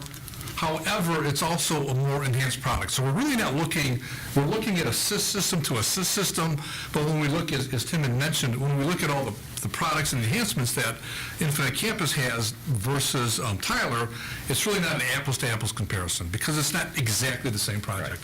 And we had, that number didn't come out very good in that one column, $22,732 under software. There's a line item in Tim's budget. As he had mentioned before, it's not robust. We have money in there in case we have to do some custom programming. We won't need that line item anymore, so we're able to use that money towards Infinite Campus. So bottom line, $105,000 budget this year. By the 2021 school year, it would be $127,500. So about a $22,000 increase. And we would be running two systems. So Good point, yes. Right, we would be running two systems in 17-18, the current school year, and then 18-19. So we'd have to pay for Tyler as a part of the transition, and the reason you see the cost drop off in 19-20 and beyond is because we're no longer paying for two systems. We do need redundancy as we're making this shift, because, I mean, this is really, in terms of student-specific information and data, it's our heart and soul, and we need to make sure before we leap and we make that final jump that we're ready to do so. And so most districts, when they are looking at a transition in SIS, they do have an overlap where they're paying for both solutions until they're completely ready to make the transition. Is there any way to squeeze that all into 1 year, Matt, or is there a benefit of stretching it over 2 years? Well, you know, I think a lot of it just depends on organizationally what the organization can tolerate in terms of change, as well as, you know, being ready to make this change, because it's about making sure that our data is ready to transfer from Tyler to Infinite Campus. That's a part of it. Then we need to make sure that once it's in Infinite Campus that it's talking to VersaTrans so that we can route our buses, you know, that it's also talking to Follett in terms of our inventory. We need to test and make sure that those things are occurring, but then we also need to make sure that we understand and are able to provide our staff with training on how you use the new solution for grading, report cards, how secretaries are going to use this information for registration and, you know, taking attendance and things like that. And so in terms of looking at our timeline and our time frame, which I think segues into that question, President Chupai, you know, we're currently in the process of reviewing agreements with Infinite Campus. You know, if the board were to approve this in May, on the May 8th board meeting, what we're really going to do is we're going to begin planning in May in earnest. We already have an organizational schema or framework to help with this. And, you know, our plan would be to really look at implementing in 2018. And we're going to have teams led by myself and Mr. Woomert, and we're going to have a variety of central office administrators serving point in areas like, once again, registration, attendance, medical needs, IEPs and 504s, data warehousing, etc. So in terms of time frame, we're going to need some time. And even at that, you know, it might be that the Department of Instruction says, well, we're not quite ready to go with report cards yet in the middle of next school year. Maybe we do that in the fall of 1920, and we're just going to have to learn as we go with that. So at least in terms of what we're planning for, because this touches so many things and it needs to work, you know, we're looking at going live with this in the middle of next year, so January of 2019, all right? And, you know, we'll see if we can hit that. Worst case scenario, we start, you know, in the fall of the 1920 school year. We really want to hit this, though, middle of next year so that we can bring on board things like online registration. Most districts around us have online registration. We don't. Now, we'd look at a hybrid model where there's still going to be some paper, but it really cuts down a lot on that organizational side in terms of providing that to our families, and there's ways that we can do that. So that's our time frame, and, you know, we will evaluate it as we go. It's fairly aggressive, but it's doable. Infinite Campus is work with us, and we've talked to other districts, and 6 to 8 months is typically the lead time that you want, and that puts us right in the ballpark. Can I ask a quick question, too? So I look at this in 2017-18, it's almost over. Not that I want to slow down the process, but why are we incurring so much Infinite Campus cost in 17-18 if we're not going to start this project until Now, I get it may be like a one-time, like you have to pay it and it lasts you, or you don't. I don't know if they prorate it based on the months, but is there a reason we couldn't start in June to eliminate the 2017-18 costs and then still try and implement on the same time frame? Well, the problem is, you can't really do it much faster than within 6 months. So if we didn't start until June or July, we wouldn't be able to hit January very easily. Just because there's, like Matt said, there's a lot of moving parts that we have to go back and reintegrate. So that's mostly why we wanted to get it started as soon as we can and get. It's probably not so much to start as it is, just looking at your chart, it's kind of weird the way the cost is laid out. That's, I think, probably what you're wondering. But you're not going to so much less in 18-19. Why is it so much in 18-19 and so much in the 17? And if you look at on the IC baseline. That's good. Okay. Yeah, so if you look at the IC baseline, most of that cost is up front in 17-18. There's not much in 18-19. Because you're right, you do get charged for most of that stuff. It's front end loaded as far as that goes, and then, And I think if we waited till 18-19, they probably would not start working on it till July 1. Right. So we wouldn't take the software. So we'd be losing, in effect, 6 weeks, let's say middle of May to July 1, if we did not make a payment till July 1. I mean, we could probably negotiate that with them, I'm sure, but, I mean, ultimately, we might delay payment by 6 weeks, but we'd still make the payment. Well, and it sounds like no matter what, we're going to probably pay the same amount. I was just worried that we were paying for something that's going to expire June 30th when we didn't need to do that if we bumped us back a month. No, they've kind of prorated that cost a little bit. So as you'll notice that, that 102.5 is consistent, that hits in that 17-18 timeframe, but 18-19 is only 25.625 or something like that. So. Okay. You could just switch those two numbers, they would look better. Makes more sense. It would look better if we could do that. So I'm concerned that the current provider, Tyler, is not going to be able to meet our needs in the future and maybe even go under and not support us. And as you've heard tonight, there's so many reports that go to the state that are crucial to get our funding to be in compliance, to make sure we're in the proper position with the state, that if we ever got to the point where Tyler just abandoned us, we'd be in a bad position. So there's a bit of a cost associated with this, but it's really kind of insurance for the future. And I think that Mike and Matt did a great job having these guys sharpen their pencil to bring down the prices. I think they had higher prices until they negotiated. And there's training involved, and so some of that cost is also the on-site training that they do, and then we're going to have to make sure that our people are trained in Ithaca campus. So we believe this is going to be good for the district, and after the initial investment, it really is about a $22,000 increase, which it's pretty reasonable given the insurance that it provides for us. Where's Infinite Campus based out of? They're actually, the development happens actually in Colorado. But they have regional implementation groups like vendors. So there's the one that we would work with is CIC. They're actually based out of here. So we have pretty local support as far as that goes. They do this actual support for the software. Okay, so they have distributors, yes, local distributors that then can do the customization and the implementation for us? Right, they would work with us on all that stuff. Yep. Okay. And are they national? Infinite Campus is, CIC's not. They're more regional. Yeah, they're regional, but Infinite Campus supplies to because campuses all over the nation. Yeah. So they're much bigger than Tyler. Yeah, they're kind of the biggest, best of breed, I guess you'd say. Yeah. Well, I know 211 uses them, so. Yeah. I use it every day, and I'm a pretty big fan. Yeah. All right, that's one. And you said, I get the Tyler is mostly Missouri. Is there a predominant Illinois one? Because 42 sounds like more than 27. Infinite Campus actually is, from what we can tell. How many school districts are there? 858. Yeah. So, and there are only 42. Yeah, I don't know what the predominant. I know Power School is pretty big, too. Yeah, Power School. Yeah, but I think you always have to look at like school or districts of our size as well. Right. What really made this a very attractive option for us, among, other things in terms of customizability, and greater support, is that, our neighbors use this, and it's that continuity of experience, with the feeder high school districts. I mean, it will provide that continuity, with kids and their families in terms of navigating that system moving forward. That is a significant plus. And as we evaluated this, we did talk with 211 and we did talk with 214, and we asked them, are you planning on making any changes anytime soon? And they told us absolutely not. This is the solution that we are working with. And in 211's instance, they said, we're still learning how to work with everything that Infinite Campus can do, and so we're not even close to being able to do that yet.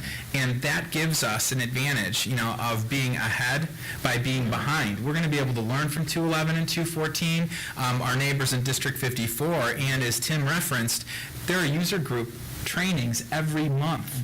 Every month, where we can network and bounce ideas and get some, opportunities for growth and improvement, solve our problems.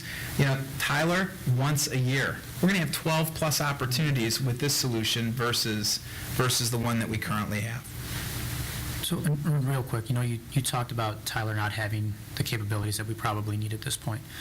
Although there's no costs, are there any actual costs that we're incurring by having to purchase additional software that might not be showing up on this screen to be in compliance with state requirements that we're actually having to buy additional software, hardware programs, or anything that this new system would actually take care of from an actual cost standpoint? Not from a well, yeah, from actually, yeah, there would be, because there wouldn't be the support costs for what we had to build. The software itself, because it's mostly development tools we already own, but there's an investment of our time to actually write the coding and support that, and all the tie-ins we have to do for everything else. So the fact that we wouldn't have to necessarily support that as much, that's a savings that gets passed on to us, that we can recapture that and use that at other places. There will be an additional software cost, though, as our district continues to evolve in terms of school and district improvement planning. We're using a software platform called Tableau.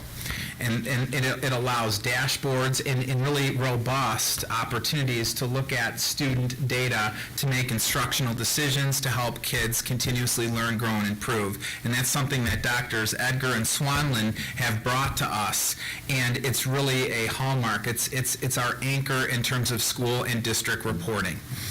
So our current solution, Tyler, has something called Pulse. That is their assessment and analytic tool.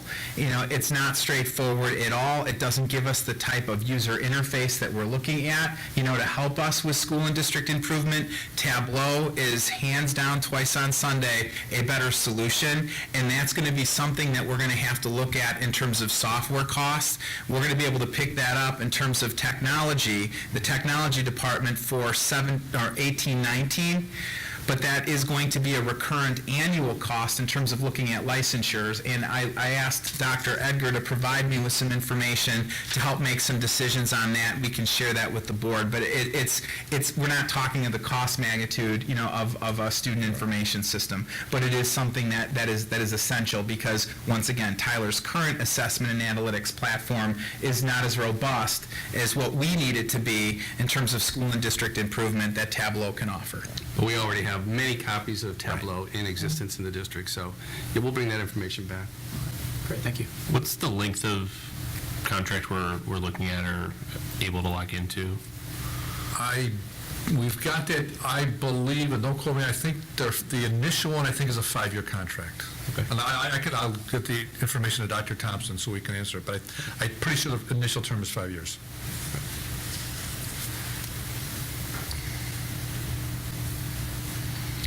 All right, excellent. We'll look forward to that proposal next month. Thanks, guys. Thank you.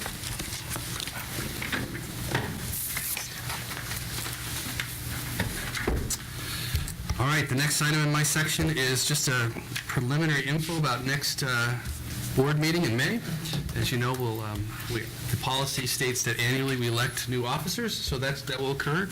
And if you remember back to almost a year ago, you're coming up on your anniversary. It's been a great year, by the way. I think you've done a great job, and you should really be proud of the work that you've done. But we will be electing some new officers, or re-electing our current officers, however you choose to do that. But I just wanted to give you a heads up with that. And I did provide you with a draft of board meeting schedule for next year, which is another requirement for us to do at that board meeting in May, our reorganizational meeting. And I did get one request back from a board member to change the August meeting from the 8th to the 15th. and I've done a little checking, and right now it looks good. Does that create a problem for anyone that you know at this point to move the August meeting one Wednesday forward? One Wednesday back. Back. It's currently the 8th. Right. Back to the We're going 8 to 15. Yeah, I guess I think that's forward, week moving it forward. Is that Sorry, right? no. What's It that? just depends on your perspective. I guess, yeah. So it's a week later, but it's in the calendar, it's a week forward. So we're talking the same thing. I have this communication issue with my wife, but we'll provide you. Clearly, Barb and I would get along with her really well. I will provide you with a revised draft, and please look at your calendars. And then next month we'll adopt the schedule for the board meetings in the coming school year. All right. Tonight, Morgan provided you with some paper copies as well as electronic copies of our final draft of our strategic plan that we created on the day before and St. Patrick's Day. And as you see there, the lines are, all the boxes are filled in. She provided you with some other sheets to kind of make things a little more easily to see. These red sheets that follow make the print larger and make it easier to see. These will be available on the website when we get our final form, so that people that visit that they can look at the one page, and then they can look a little more in depth at each one of the tabs.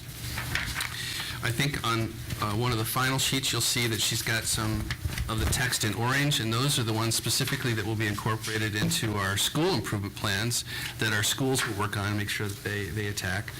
And so we've got tonight and the rest of the month to finalize this, so if you have suggestions tonight, I'd be glad to take those. If there are some things you'd like to do after the meeting, send them to me and I'll collect those, and we can update this so we have it finalized for the next board meeting.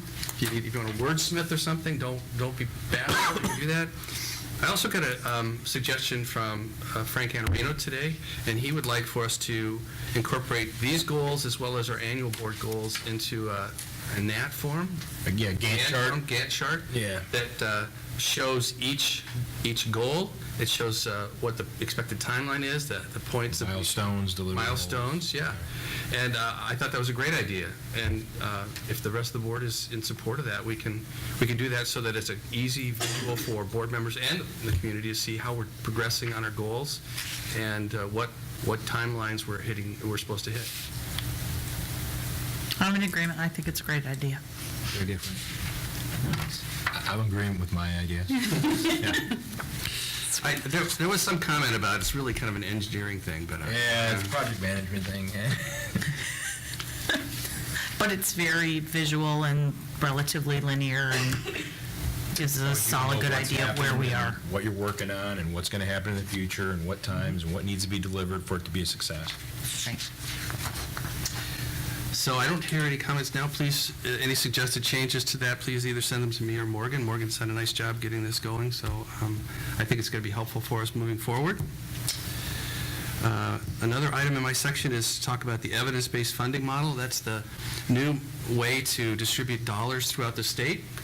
And there was a blue ribbon committee that got together, all kinds of stakeholders, and they determined that there were 27 indicators of effective schools, and they identified what those would look like. For example, they've listed that kindergarten through third grade classes should be a 15-to-1 ratio of students to teachers. So we should have class sizes of 15 if we really are hitting those key indicators of effective schools. And so they've got 27 of those kinds of things. Do we have full-day kindergarten? Full-day kindergarten is important. And if we don't have full-day kindergarten, then we're deficient. And so they rated every school district in the state. They determined their ability to pay for schooling based upon local resources. And then they determined how short we were to adequacy based upon getting to 90% of all those 27 key indicators. And District 15 was ranked at 79% adequacy. The state allocated $350 million for this new funding model above what was funded last year. Everybody was held harmless. Every school district and state would get the same amount, at least the same amount this year as they got last year, but the $350 million was distributed then to districts based upon need and being farther away from the adequacy level than other school districts. So districts that were less than 60% were at Tier 1, and they got half of that $350 million. Districts that were between 60 and, I believe, 80, they got 49% of the funding, and then the other two tiers got 1% of the funding. So those districts that were closer to adequacy or above adequacy, some of our neighbors are far above the adequacy mark because they've got plenty of resources locally to pay for their education, and their class sizes are low, and their student-teacher ratio is already very low. They aren't getting any money, but we are going to get, we get $353,000 of the $350 million, and then the legislature also allocated another $45 million that would make up for lost funding for EL services for English language learners. And because District 15 has so many English language learners, and because we had been getting so much from that funding that was previously allocated, we're going to get another $417,000, I think, for our EL funding. So it's almost $800,000 extra that we're going to get. But the intent of this funding, this extra funding that we're getting above and beyond our base level hold harmless amount, is for us to work to get closer to that 90% or 100% adequacy mark. And so the administrative team, my cabinet, and I will be working on ways to use that money. We just can't put it into parking lots. We can't put it into our savings account. We really need to use it to make a difference for kids and move the needle for those particular 27 indicators so that we improve student achievement and we make a difference. So we're going to be thinking about ways that we can use that $800,000 that we're getting this year, and we can't really spend it this year. The budget's already in, and we're getting it in payments from now. I think we got the first one today, didn't we, Mike? He's too busy. He was too busy. Didn't have time to look. So I think we got the first payment this week, and we'll get a few other payments between now and the end of June, and that'll equal $800,000. We'll use that, plus whatever we get for next year, to really create some robust programs to meet the needs of our neediest kids. So we know that for sure some of our schools have much greater needs than others, and so we're going to look at ways that we can use that money to really make a difference. They've done research on these 27 indicators, and they have a statistical analysis called size effect size. And what that does, it shows you how effective specific programs or interventions are. And so we know that certainly a couple of those have a really high return on investment, and they really move the achievement in students if we implement those things. So one of them, and one of the highest rated, is full-day kindergarten, and even higher than that, though, are instructional coaches. So those will be some things we're looking at. What implementations can we create to make the greatest impact on some of our neediest kids? And we'll be bringing that back to you, so sharing that with you about that. So when you hear or read in the paper that we got this $800,000, it's really good, but it's got to be used and spent in specific ways to make a difference for kids. So we'll be doing that. So when we get above the 80%, if we're at 79 right now, does that funding get affected? Yeah, the goal is, I believe it's, I think it's 18 to 20 years that they want to get every school district in the state to 90% adequacy. And so once we hit 90% adequacy, we then go into Tier 3, and we get fewer dollars. So there's more of a gap than 1%. It's an 11% close then. Yeah. It won't be until we get to the 90% that we really start see a difference, because we have to get to the 90% before we're in a different tier and different funding. My concern ultimately, you guys, is that if it was a one-year thing, we plug in services, we plug in resources, we get to the end of that 1 year before we see an impact, and the funding gets cut off, then what do we do next? That doesn't sound like the case, but you never know in the state of Illinois. The legislature has to, each year, dedicate funds for evidence-based funding in their budget. And so it really is dependent upon our legislators, but I think they're all committed to this, and if they can find the money, we'll continue to get funding for a while until we hit higher adequacy. It's kind of exciting. It's an influx of money that we can really make a difference. So, and I just want to give you an update on our dual language program. We're really excited. We got that completely filled. We have 3 sections at Jane Addams, 2 sections at Winston Campus Elementary. It's going to be a great program. Like anything else, sometimes when you have really positive movement, there's some other reactions involved. And right now, we only have about 3 or 4 students at Winston Campus that are scheduled to be in a regular half-day kindergarten program. And certainly we don't have, 3 is not enough to have a class. There I think are 12 or 13 at Jane Addams. And so we're working hard to figure out a solution that would be acceptable to both of those schools, the parents of both of those schools, and that will keep our class sizes at a reasonable spot. And so we're going to be working on that. We'll be communicating with the Winston parents and the Jane Addams parents about the progress we're making and the proposals we make. And so I think we'll be bringing that back to you in May with the solution with that. But I think we've got some ideas that will be acceptable to both schools, both sets of parents. So that's it for my report. All right, thank you very much. May I have a motion for the reading and acceptance of minutes, please? Make a motion to approve the minutes from the following meetings of the Board of Education: March 7, 2018, the regular Board of Education meeting, and March 16th through the 17th, 2018, the Board of Education Strategic Planning Retreat, as presented. Second? Second. Discussion? Roll call? Iannarino. Aye. Porter. Aye. Kane. Aye. Khan. Aye. Smolka. Aye. Shuhai. Aye. Wong. Aye. Motion carries. Board discussion and reports. Anything on Ed Red council legislation? Let's see. With regards to Ed Red, on the federal level, the fiscal year 18 budget was signed into law, and everybody was kind of surprised to see that they actually increased the Department of Education funding by $2.6 billion. So that should be good.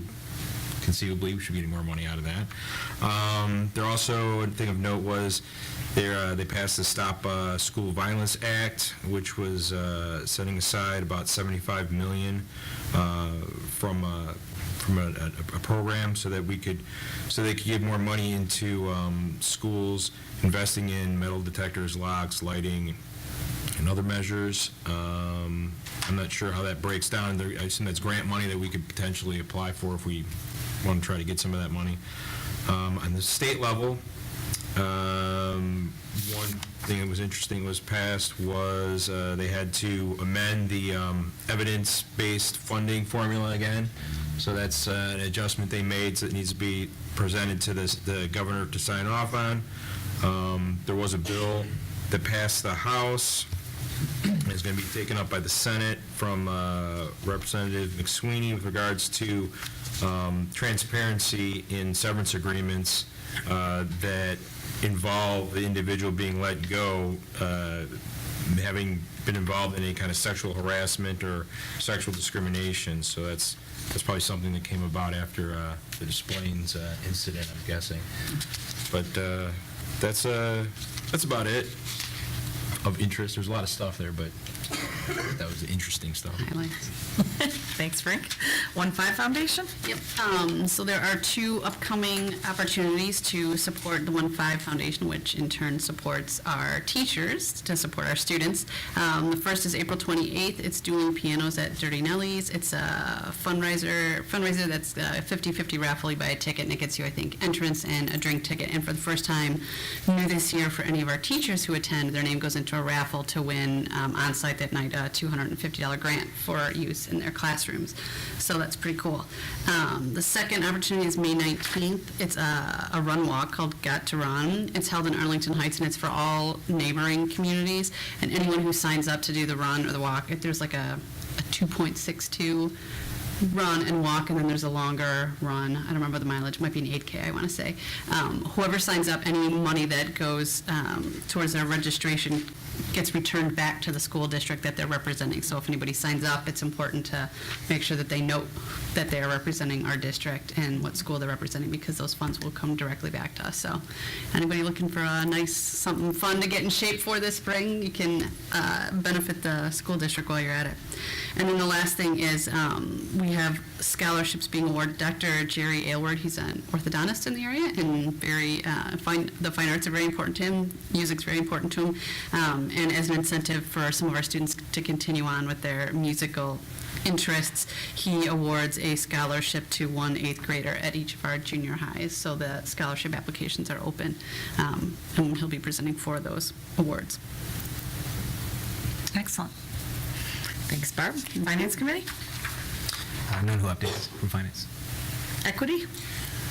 We have a meeting scheduled for the 24th of this month, so just in a few days, with Dr. Edgar and the team to see the progress that they've made in their recommendations and whatnot.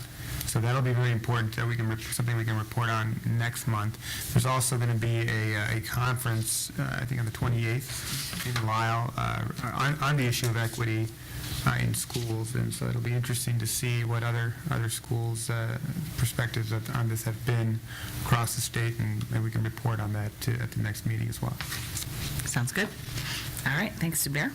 Dr. Thompson, Superintendent's Communication Committee. We did not meet, but I'll take this opportunity to tell you something I forgot, and that's with the dual language program. Tom Bramley has been able to assure all of the parents that signed up for it who don't live in Jane Addams area or Winston campus area that he will be able to provide transportation for them. So, thank you, Tom. All right. Would you like to talk about the resolution prohibiting sexual harassment and related policies, please? in November, the legislature passed a law that requires the Board of Education to pass a resolution and to update policies, and we're required to do this in an expedited manner. We're actually a little bit behind, but so tonight we're asking you to pass this resolution and to approve these 2 new policies on its first reading, just so we can be in compliance with the law. Okay. So that is both, it's item 18415 as well as 18416, both of the policies, right? 16 is just, I'm sorry, 16 is just, 16 first reading. policy 440 is just the first reading. That one isn't a part of the resolution or the sexual harassment legislation. Okay. And I can keep going. Tonight we're asking you to approve the revised calendar. Hopefully there will be no snow tonight to cause an emergency day, but we believe we've used all of our emergency days, and we have a fine You have to calendar. promise. And we'll hold you to it. And so we're asking you to approve that later on in the meeting. We also have the 2018-19 official school calendar that we're asking you to approve tonight. You did see we got a question about having the last day of school without emergency days ending the day after Memorial Day, and I answered Mr. Border and sent him some information, some data about attendance and things like that. And I think it's kind of a crapshoot to know exactly when the last day is going to be, and with us to try to figure out all the things with graduation, with summer school, our 8th graders going into high school, and aligning with their summer school, all the things that we have to take into consideration. We're kind of recommending to go ahead with the calendar as presented tonight, unless you'd like to make a big change. As you saw, we've had 3 years where we've had the last day of school scheduled on the Tuesday after Memorial Day, Monday. And of those 3, it only turned out that we actually had it on one day because the other 2 had snow days that pushed it further on. So. And the number of institute days is contractual? Yes, it is.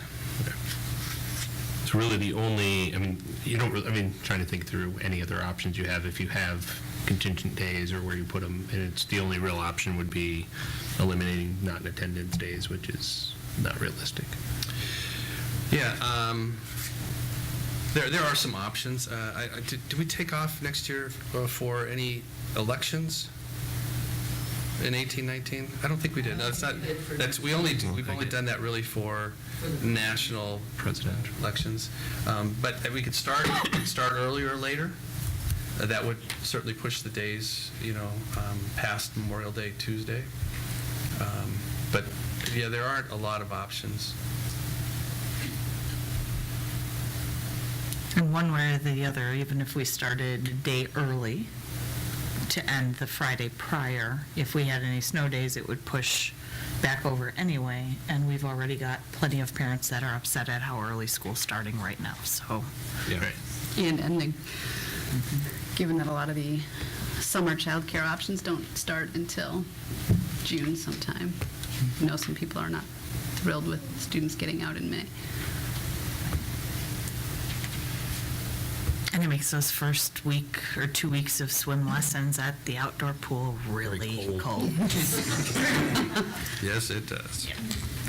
All right, any other commentary on the calendar? Nope. If you've got any ideas or want to present something, feel free.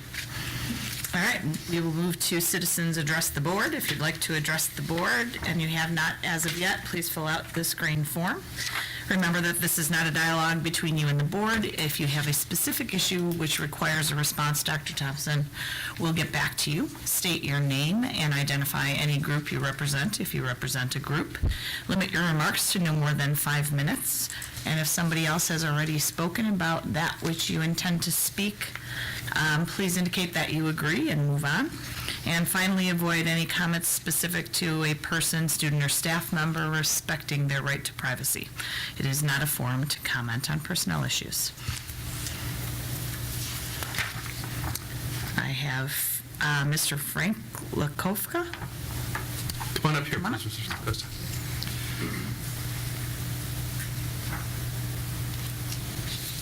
If you have a seat in front of one of the microphones, that'd be great. Good evening to everybody. I attended the police description of their response, and given the tragedies that happened at schools lately, I was interested to see what the response would be, and certainly they gave a very thorough description. I don't know, were any of you at any of these? Yes, I was there. Yeah. Okay. So I mean, it seemed very. Just from a layman's point of view, it seemed very good. I came away from the meeting with the feeling of this is all a response. And I was asking them, well, what about more prevention? Once the gun's in the school, it's too late. What about prevention? They said, well, I'd have to talk to the board. So we had the police, we had a trustee, and the board. So I'm not sure how that would all work out, but they said, this falls in your lap. So I don't know if that's the case completely. But my kids all went through the schools here at District 15 and 211, and we had a very good experience. And I know currently, if I go to a school, or anyone does, you've got to hit the button, and they say, what are you here for? And I'm here to see Johnny in so-and-so's class. Bzz, I'm in, and then you're supposed to go directly to sign in. Well, obviously, once you let someone in, anything can happen.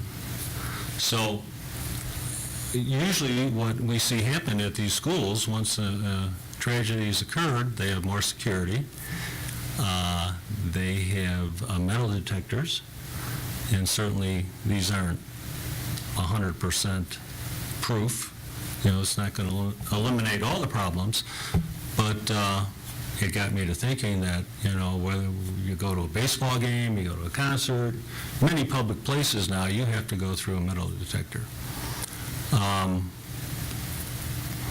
And usually in the schools, and I know this is the case for Arlington Heights, we have grandkids in Arlington Heights, you go in one door, and then you're in a foyer, and then you're free to go into school. God forbid you had a weapon of any kind, you're free to roam then. I mean, they'd have to stop you. So, obviously, there's room and changes would have to occur for metal detectors to go in our school. But the thing that I was really impressed about, as you heard of all these marches and so on, is that we failed the kids to protect them in the schools. And that is the job of our elected officials and school boards. And so, where is the school board on installing metal detectors and perhaps more preventive measures? Again, the police was basically responsive. More preventive measures so that we keep the gun out of the school. And I'm not talking about gun control and eliminating guns. I mean, that's a fact of life right now. I'm talking about preventing it getting into school. And this could be a very deep, long discussion, and I know this isn't the forum, but I just want to bring it to your attention that I think it's a concern of many people. So just briefly, can you tell me where you're at with installing metal detectors and perhaps taking more preventive controls than, one button to get into school? I think it goes back to a conversation you had either at the last or the prior meeting before that one, 2 ago? Yeah. Dr. Thompson, if you would talk through, it was a committee that Mr. Damchick was on. I would be happy to call you tomorrow and talk to you about it and share that with you. And, Sure. And share what we have in place and what we've done as far as talking about metal detectors. So did you leave your phone number on here? I'll put it on there. Okay, sure. yeah, I'll call you tomorrow. Okay. Also, in the same conversation, Dr. Thompson talked a little bit about entrance systems and some of the other security measures that are in place or have been conversed about putting in place. So you guys could hit the detail on that. Yeah. Okay. Well, it's just, we all have kids or grandkids, and, the thought of someone in the school is just abhorrent, and maybe we can take more measures, is my opinion. Thank you. I think that's a great suggestion. I appreciate it. Okay. Yep, thanks very much for coming out. Sure. Anybody else? Got no other papers, but if you'd like to speak, you're welcome to. All right. So before we leave that, does any one of the board members want to comment about the safety meeting that you attended and what you thought of it? Yeah, that was very thorough. I mean, I'd actually like to go into more detail with them, but they went through a lot of stuff. It was enlightening, I think, with regards to the fact that one thing that's unique to our community is that the fire department actually has protective gear, so they can go into I guess they called it a warm environment as opposed to a hot environment where gunfire is actually still going on, and they could actually start helping people, whereas lots of other areas do not have that kind of equipment, so they can't go in directly behind the police. That was interesting. I'm trying to think what other stuff was new. Something people might not realize is that when people go into schools, they get their ID scanned, and it goes into a Raptor system, which then checks them against a database. I did have a question with regards to that, but I'll not bring that up now. Mostly having to do well, anyways. But yeah, I thought it was a good meeting. It was very thorough. I enjoyed it. Yeah, I thought one of the other things, good learning around with the discussion around the SIS system, having the appropriate emergency contact information, having probably more robust communication to parents and families around your child will only be released to somebody that's authorized, so you or somebody on that sheet, and not in an emergency if you've got somebody listed that's out of town or remote or immobile from grandparents that don't drive or can't access. It's more impractical, and they may be a good contact to be aware, but they can't assist in a situation, and having the right protocols for that. And so probably getting more communication out to people about the importance and what that actually means and could be used for in various emergencies. Yeah. There was one other thing I was thinking about, and that was just looking over my notes here, and that was that if we could put together probably kind of like a rundown of everything that was presented at that meeting and have it accessible on our website for parents, like kind of like a handbook or a presentation, so to speak. Because a lot of people, I think, there were a lot of people not in attendance there, obviously. And I think that's information that when people come up with questions, it'd be something great that you could point to and say, hey, you can access this presentation on our website, and you can kind of go through and answer lots of the questions here that you guys have concerns with. Which, one of the things I thought was kind of interesting, too, I noted here, was the fact that there's lots of redundant types of communication. We don't just have the inter-school phone system, or we got the landlines, they got radios, and they actually have a silent alarm also. So if something happens, they got all these different tools to communicate to the first responders to get them to the school as soon as possible.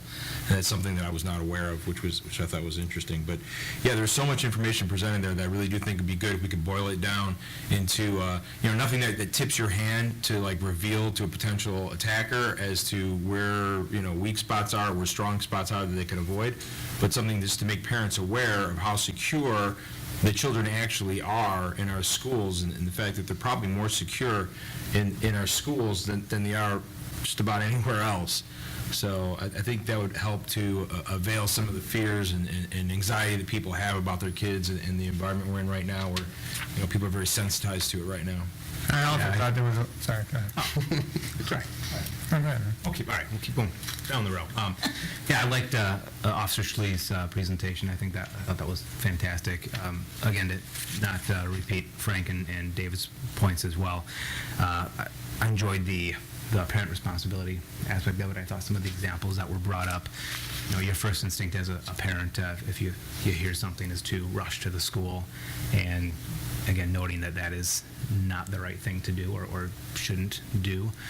The example of the hard lockdown from Barrington, of where there was 200 parents that showed up in like 12 minutes, I think he mentioned on there, which was just interesting, and that that prevents law enforcement and medics from being able to do their job effectively. So some interesting points that were brought up, but I think Frank, to your point, being able to get that information out there and more digestible for the community and the people that weren't able to attend. So. No, I was going to say that, but the interesting combination of what both of you are saying, I think one of the things that I came away from that presentation is, so even we had, I don't know if it was last board meeting or the meeting before that, an idea of, okay, there was rumors about something going on and how that had caused some sort of, hysteria among certain, parents and whatnot, and how they take that in combination with what the officer was saying about how you really don't want everyone to act on their own and coming straight to the school. And if we could kind of explain just in terms of like in some sort of on the website, just like you were mentioning, Frank, about what to do, what to expect if there's something that happens in the school. Yeah. How are you going to be communicated to? How can you expect to be communicated to? So you're relying on getting that communication as opposed to the random Facebook post that some other person is just passing around a rumor. So I think that might be that'd be really good. Very important. Yeah, and it was kind of interesting, even within the meeting, there was actually confusion as to what was meant by a communication site. People were like, so you'll be told, in the case of emergency, by our communication tools, to your texting, your phone, what communication site to go to. And everybody was thinking that was a website. Yeah, exactly. And it was like, no, it's not a website. It's actually a physical location where you can go, and parents can come together there and get updates live from the police and the first responders, as opposed to all going to the school and log jamming the whole school area with traffic and cars, so people can literally not get in or out of the area, which was the big problem they had. So that point being that it's a communication site was not a website. Like I said, even talking to people live, they weren't getting that. So if that was like explained thoroughly, that'd be great. People actually would understand that. Yeah, I talked to Mayor Schwantz on Friday. I saw him, and he made a comment to me that I thought was very interesting, that he said his takeaway and the thing he was most surprised by were the amount of people that had said to him that they were not aware there was that level of planning going on in the background from police department, fire department, D15, and the high school districts.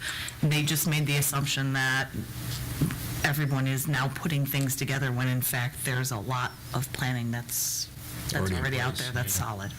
And another one of the points that a lot of people know, there was actually a guy from the Army there that was bringing out, the fact you gotta, have the plan, you practice the plan, and then he was having, you have to be able to address the situation when it happens. And one of the things he was asking about was whether or not there were medical supplies available, and that's something that we actually do have. They have go-to bags in all the classrooms in case somebody is injured. You can treat them and stop the bleeding, which is the most important thing you can do if somebody ever gets injured. And that we actually do have that in place. And that was something that he was like, oh, great, you got everything covered. And we have another meeting scheduled for next Wednesday in Rolling Meadows to talk about how that city police department deals with the schools in its jurisdiction. So we're going to continue that. And I think we have talked about this one-page highlights of the presentation. I think it's a great suggestion. We'll work on that. All right. Item 18-420. May I have a motion, please? I make a motion to approve the April 18th, 2018 personnel report, including the following recommendations. 1, recommendation for disciplinary action, 10-day unpaid suspension for Clarence Lemon. 2, recommendation for termination for Clarence Lemon. And 3, recommendation for termination for Julie Pedikowski. Second? Second. Discussion? Roll call? Order. Aye. Kane. Aye. Khan. Aye. Smolka. Aye. Shupai. Aye. Wong. Aye. Iannarino. Aye. Motion carries. Item 18-421. May I have a motion, please? I make a motion to approve the resolution for honorable dismissal of teachers as follows. Morgan Newcomb. Second? Second. Discussion? Roll call? Kane. Aye. Khan. Aye. Smolka. Aye. Shupai. Aye. Wong. Aye. Iannarino. Aye. Order. Aye. Motion carries. Item 18-422. May I have a motion, please? I make a motion to approve a resolution for non-reemployment of part-time educational support personnel employees as follows. Erica Ariadno, Leona Bernacci, Annette Camello, Kathleen Coyle, Terry Freer, Irene Murphy, Jayabara Nandwana, Carol Nelson, Ralph Tileston. Second? Second. Discussion? Roll call? Khan. Aye. Smolka. Aye. Shupai. Aye. Wong. Aye. Iannarino. Aye. Order. Aye. Kane. Aye. Motion carries. Item 18-423. May I have a motion, please? I make a motion to approve the revised 2017-2018 official school calendar as recommended. Second? Second. Discussion? Roll call? Smolka. Aye.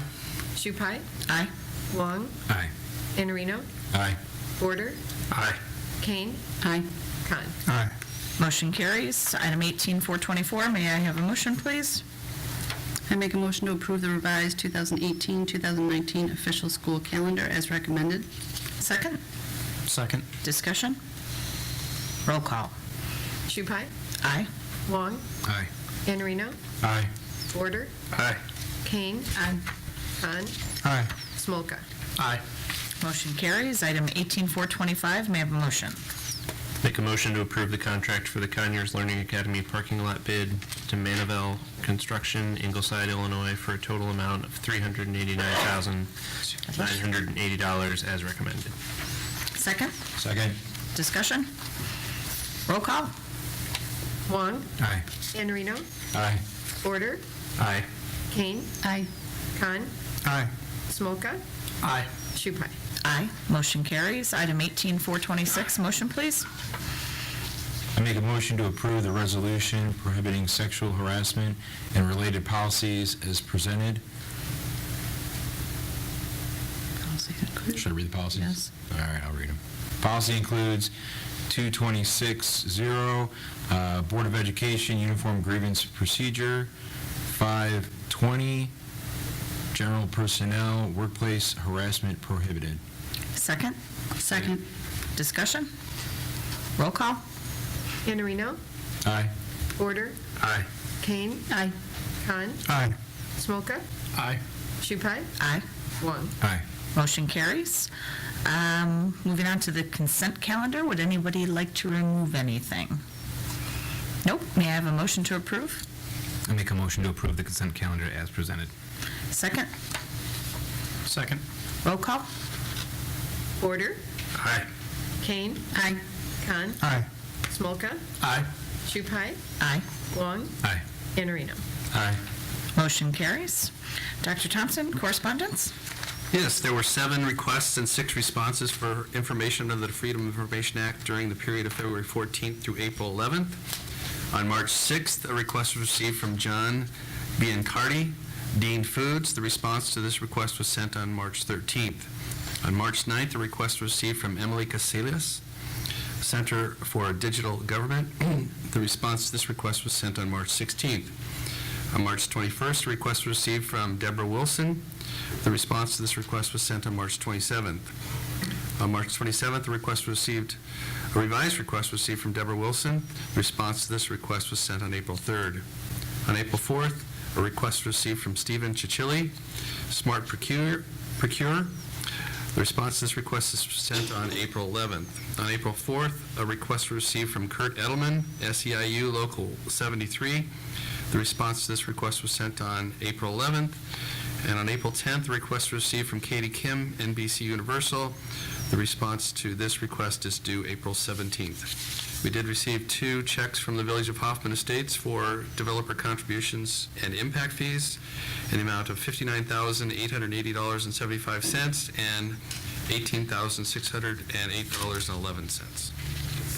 All right, great. May I have a motion to go into executive session, please?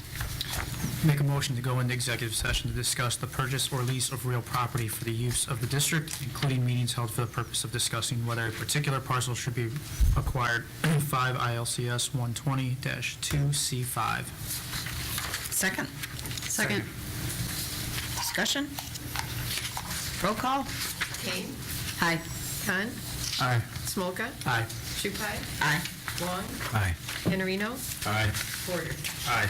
Motion carries. We'll be back, or you're free to go. There will be no action after we get back. There you go.